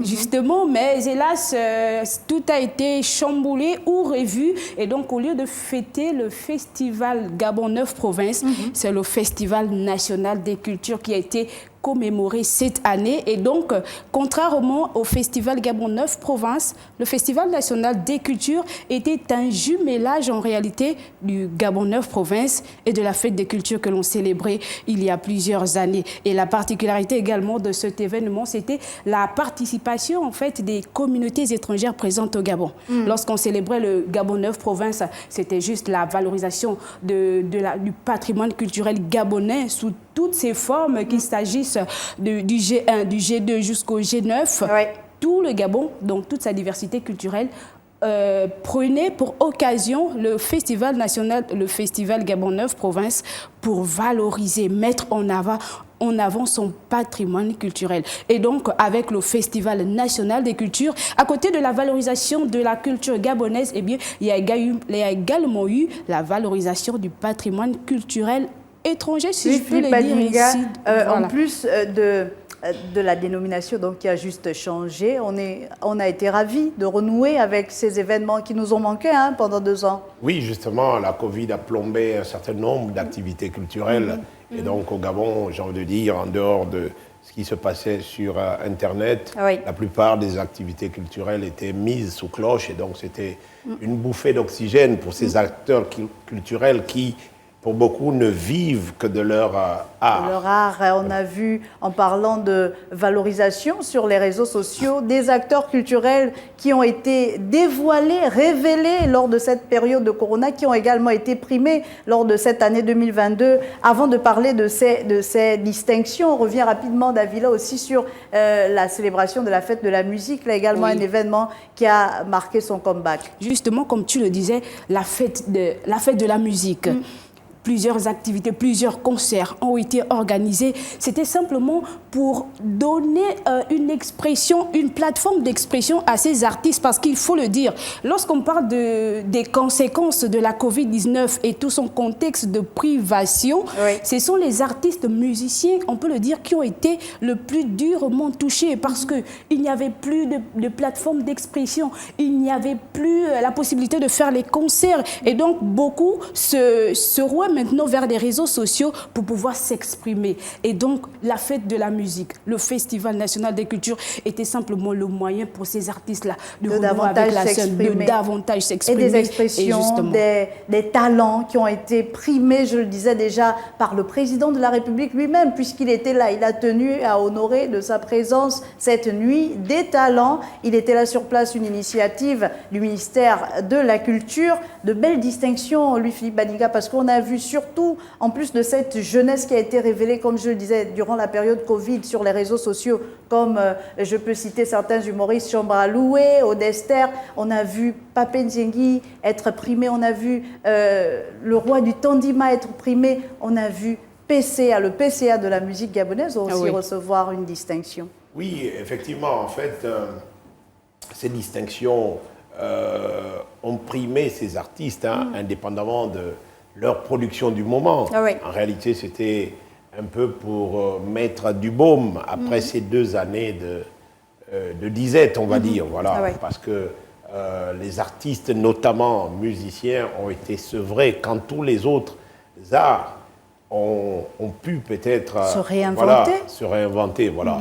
Et donc, à l'occasion même, on a vu la jeune génération des artistes gabonais s'exporter. Beaucoup d'artistes et même de cinéastes et acteurs ont dû aller vers la Côte d'Ivoire, vers le Sénégal, pour trouver des plateformes d'expression, mais pour continuer à gagner leur vie, parce que ça a été un véritable dur moment pour tous ces acteurs culturels. C'est déjà la fin de 2022, mais nous espérons que vous allez continuer de suivre pour nous l'actualité culturelle du côté du Gabon, de l'Afrique et dans le monde. Merci encore, bonne et heureuse année à vous. Merci, au plaisir. Et nous nous acheminons petit à petit vers la fin de notre émission, mais avant de nous quitter, on parlera de sport juste derrière. On termine cette rétro de l'actualité tout en sport avec Rodney Ovono qui nous a rejoint. Rodney, bonsoir. Comment a été 2022 en sport de votre côté? Bonsoir Marielle. Alors 2022 a été une année plutôt magnifique. Il faut dire qu'au sorti de la Covid-19, on se demandait à quel était l'état du sport, non seulement dans le monde, mais également en Afrique et au Gabon particulièrement. Mais on s'est rendu compte que les choses ont bien démarré, peut-être timidement. Le Gabon a peut-être démarré ses activités sportives après beaucoup de pays, mais je crois que la tendance s'est quand même inversée. Sur le plan d'abord national, mais sur le plan africain, on a eu quand même de belles activités. Sur le plan mondial, nous avons eu les championnats du monde, que ce soit de football ou de taekwondo. Nous avons eu les championnats d'Afrique de taekwondo encore, aussi, et également de la CAN de handball. Donc ça montre qu'on n'a pas attendu que la Covid-19 s'estompe de façon définitive pour reprendre les activités sportives. Récemment, on a assisté, messieurs, à une belle Coupe du Monde. Moi, j'ai aimé regarder chacun des matchs de la Coupe du Monde. C'est vrai que c'est souvent pas évident pour les femmes, mais quand il s'agit quand même de la Coupe du Monde, je pense qu'on a un autre niveau. Et puis, on a Messi qui est champion du monde. Quand même, votre commentaire, c'est vrai, c'est passé sur tous les plateaux, mais irréversible, c'est Messi qui est champion du monde. Oui, effectivement, je pense que c'est une consécration. Ah oui. Si ce n'était pas Messi, il aurait fallu que ce soit Ronaldo. Ah ouais. Voilà, si ce n'était pas Ronaldo, il fallait récompenser quand même un de ces pays qui n'a pas encore eu le Graal. Moi, j'aurais bien voulu voir le Maroc remporter la Coupe du Monde. Ça aurait été bien pour l'Afrique. Oui. Voilà, mais c'est Messi qui a été primé et c'est juste parce qu'on ne peut pas avoir un tel palmarès. Voilà, Messi est le footballeur qui remplit, j'ai envie de dire, qui arrive en tête de toutes les statistiques. Ah oui. Voilà, donc c'était une consécration. Ça fait 36 ans, ça faisait 36 ans que l'Argentine n'avait pas été sacrée. Messi a 36 ans, donc il est à la fin de sa carrière. Je pense Beaucoup de coïncidences, voilà, de belles coïncidences. Voilà, les planètes étaient alignées, mais malheureusement, ça ne fait pas le bonheur de tout le monde, car les anti-Messi, anti-Ronaldo ou les pro-Messi et pro-Ronaldo continuent de s'affronter après cette belle fête. J'ai même envie de dire que les gens ont confondu les terrains. On n'était pas là dans un match de Classico, mais surtout à la Coupe du Monde. Et Rodney Ovono, pour revenir sur l'Argentine, ce n'était pas l'équipe sur laquelle on misait beaucoup au début de la Coupe du Monde. Dès le départ, ce n'était pas l'équipe sur laquelle on misait parce qu'elle s'est quand même fait battre par l'Arabie Saoudite. Ah oui. Et puis, il faut quand même rappeler que cette équipe d'Argentine a venu quand même avec beaucoup, mais beaucoup d'incertitudes. Il faut dire qu'on avait un Lionel Messi qui a quand même eu une année pas forcément stratosphérique comme il avait l'habitude de le faire avec Barcelone. Et ensuite, on avait une incertitude sur la fin de carrière de ces joueurs, que ce soit Ronaldo, Messi, peut-être Neymar. Et après, on a eu une Argentine qui a montré tout le potentiel qu'elle avait, surtout lorsqu'on avait un Ángel Di María qui a souvent raté beaucoup de finales. Et la coïncidence, c'est qu'à chaque fois qu'il ratait une finale, l'Argentine perdait. Mais maintenant, Lionel Messi avait son lieutenant. Aujourd'hui, Messi est au même niveau que Maradona en matière de trophées, mais surtout Mario Kempes, parce que rappelons-le que l'Argentine a remporté sa première Coupe du Monde en 1978 avec Mario Kempes contre les Pays-Bas. Donc aujourd'hui, il est au panthéon des héros, il est au sommet même du football. C'est une belle consécration pour un joueur on n'est pas forcément fan, je ne suis pas forcément fan de Lionel Messi, mais il faut reconnaître que Lionel Messi est aujourd'hui l'un des meilleurs joueurs du monde. Oui, ça, il faut le reconnaître. Et dans cette Coupe du Monde, l'une des belles leçons ou des grandes leçons à tirer, c'est la participation africaine. Lui, Philippe le disait déjà, le Maroc qui a brisé la malédiction des pays africains qui n'étaient jamais arrivés en demi-finale. Une belle équipe du Maroc qui a été belle également à regarder jouer. Oui, il faut dire qu'on attendait quand même depuis les années 30, lors de la première Coupe du Monde en Uruguay. On attendait une équipe africaine en demi-finale. On est souvent passé pas très loin de cette fameuse demi-finale-là. Nous nous souvenons même du Sénégal-Turquie. Sénégal-Turquie, jusqu'à la fin, on y croyait. Mais on a eu ce fameux Hassan Soukour qui a brisé les rêves sénégalais. En 2010, on s'est tous mis à genoux. On a même pleuré lorsque Asamoah Gyan ratait ce pénalty-là. Encore une fois, on s'est dit, est-ce que ce sera l'année de l'Afrique? Mais cette Coupe du Monde, l'année des premières.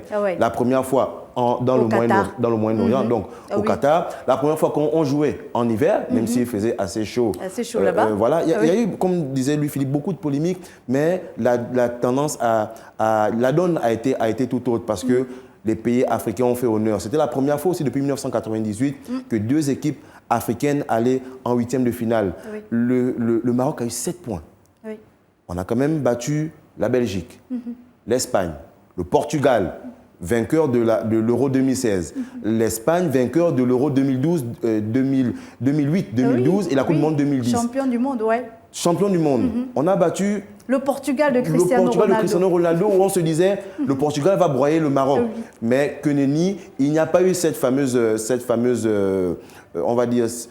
frappe portugaise vis-à-vis des Marocains. Le Maroc a quand même sorti la Belgique. La Belgique qui a quand même été numéro 1 mondial durant des années et qui avait le meilleur gardien du monde, Thibaut Courtois. Donc, on a une équipe marocaine qui a montré la voie. On a des équipes africaines qui ont quasiment toutes gagné. Au moins un match lors des matchs de poule, si je peux me le répéter, c'était quasiment du jamais vu. Le Cameroun qui a battu le Brésil. Le Cameroun qui a battu le Brésil. Le Cameroun aussi, c'est quand même un pays assez particulier parce que c'est le premier pays le premier pays africain qui a battu le Brésil lors d'une Coupe du Monde. Et c'est le premier pays africain à avoir battu le Brésil, c'était en Coupe des Confédérations. Oui. Donc, on a quand même la Coupe du Monde des premières.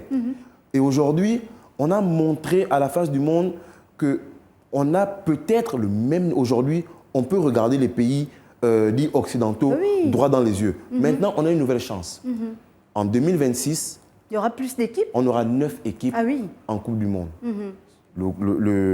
L'Afrique sera le seul continent, outre l'Europe, qui aura le plus de nations. Donc, de façon, on va dire, de façon proportionnelle, on devrait avoir au moins 2 à 3 équipes en quart de finale, sachant que l'Europe en a 16 et la CONMEBOL, donc l'Amérique du Sud, en aura 5. Donc aujourd'hui, on est clairement en avant, mais c'est une question aussi d'infrastructure, de gestion, de formation. On devra aujourd'hui avoir les mêmes infrastructures que l'Europe. On n'a rien à envier à l'Europe, que ce soit le Maroc, l'Égypte. Je pense qu'il est quand même déjà avancé sur ces questions. Le Maroc est très avancé et pour vous-même vous montrer que le Maroc est un hub sportif, le Maroc va organiser la Coupe du Monde des clubs. Ah oui. Ce sera la 2e fois que le Maroc organise cette Coupe du Monde après 2013. Ça montre qu'il y a un travail qui a été fait et ça montre qu'aujourd'hui, les Africains sont en train de changer la donne. L'Afrique peut se positionner, l'Afrique va se positionner. L'Afrique va se positionner, j'aime bien, le rêve est permis, l'espoir renaît. Celui qui n'a pas perdu espoir, c'est Pierre-Alain Mungengui du côté du Gabon. Il sort d'une détention préventive après plusieurs mois. Un feuilleton qui a été assez lourd, qu'on a très suivi sur le plateau de la rétro de l'actualité. Certes, les faits qu'on lui reprochait, du moins l'affaire qui l'y conduisait, n'est pas épuisée, mais aujourd'hui, on peut dire que le patron du football gabonais n'a pas été totalement blanchi puisqu'il est en liberté provisoire, mais quand même est sorti d'un feuilleton assez lourd après sa réélection à la tête de la FEGAFOOT. Alors dire que la Fédération gabonaise de football a passé des moments difficiles est quand même un doux euphémisme. Tant il y a eu beaucoup de bruit, d'abord autour de l'élection, mais ensuite autour de la réélection de Pierre-Alain Mungengui. On a parlé des faits de pédocriminalité qu'il aurait couvert, parce que jusqu'aujourd'hui, il y a la présomption d'innocence. Et au sortir d'une convocation, donc il va donc aller à la prison centrale de Libreville. Et il y a eu ces informations, non seulement de Romain Molina, qui a donné certaines informations, et de ce que l'on aurait comme information, le président lui-même le disait sur notre plateau lors de l'émission Balle de match, il y a eu une commission qui avait été mise en place pour demander à toutes les personnes victimes de ces actes-là de se dénoncer. Malheureusement, peut-être par peur, ces personnes ne sont toujours pas dénoncées. Donc, au bout de 6 mois, il a fait 6 mois pile poil et il est sorti. Pour le moment, l'enquête se poursuit, mais Pierre-Alain Mungengui, aujourd'hui, est sorti. Oui, cette affaire donc, de pédocriminalité, justement, entachait l'image du football gabonais. Mais il faut dire qu'au gré des informations qui ont été données, c'est de la gangrène. Et donc, en ce qui concerne Pierre-Alain Mungengui, dont on parle, on a eu l'impression d'un acharnement, parce que les faits qui sont dénoncés n'ont pas lieu au moment où Pierre-Alain Mungengui est président de la fédération. Voilà, et donc on a vu, en tant que journaliste et analyste, on a vu un lien entre l'élection à la tête de la Fédération gabonaise de football et son incarcération. Voilà, donc cela ne tenait pas, parce qu'avant lui, il y a eu plusieurs présidents de fédération, en fait, qui... si l'on voit les faits reprochés, qui auraient donc également couvert toutes ces affaires. Oui, mais Marielle, vous le disiez, le football est devenu malheureusement un cercle vicieux. Donc ce qu'il faut, il faut justement un toilettage de ce milieu. Oui, certes, dans cette affaire, il y a quelques personnes qui ont été incarcérées, mais en réalité, il faut passer en revue ce secteur, voilà, nettoyer les écuries d'Aujas pour que ce football, qui est en réalité un domaine dans lequel le pays a mis beaucoup d'argent sans avoir un retour sur investissement, pourtant le football peut être une industrie, mais là aussi nous entendons l'intelligence non seulement du gouvernement, donc du ministère des Sports, mais surtout l'intelligence des acteurs qui justement font de ce sport majeur, parce qu'en réalité... Quand vous allez dans les pays ouest-africains, il y a tout un écosystème. Ils ont compris. Voilà, il y a plusieurs écoles, il y a il y a des, j'ai envie de dire, des formateurs, de coachs, des formateurs dans bien de domaines. Messieurs, c'est tellement passionnant de parler de sport. Nous sommes arrivés à la fin de cette rétro de l'actualité de l'année 2022. Je ne peux vous souhaiter que mes voeux les meilleurs. Merci beaucoup à Louis-Philippe Badinga. Merci de nous avoir accompagnés tout au long de cette année. Et nous espérons vous avoir encore en 2023. C'est toujours un plaisir de vous avoir et à Rodney Ovono, Jean Marlon. Nous avons été ravis de vous avoir pour parler de sport. C'est toujours gratifiant. Vous venez donc de rendre public mon nom au civil. Mais c'était très gratifiant. C'est toujours bien de parler, de vendre notre pays, de vendre nos disciplines et surtout de vendre ce qu'est l'Afrique. Et de vendre l'Afrique autrement et le Gabon autrement. Nous avons été ravis de vivre et revivre ces faits d'actualité avec vous, chers téléspectateurs. Votre fidélité nous honore. Et alors que nous sommes à l'aube d'une nouvelle année, l'année 2023, je vous souhaite, au nom de toute l'équipe d'ailleurs qui m'a accompagnée, je pense à la réalisation, à Orphée Ngoy, merci d'être toujours avec nous. Je vous souhaite nos voeux les meilleurs. Et surtout, pour ceux qui nous regardent et qui nous regarderont encore en 2023, ne vous demandez pas ce que votre pays peut faire pour vous. Demandez-vous surtout ce que vous pouvez faire pour votre pays. Merci. Au revoir.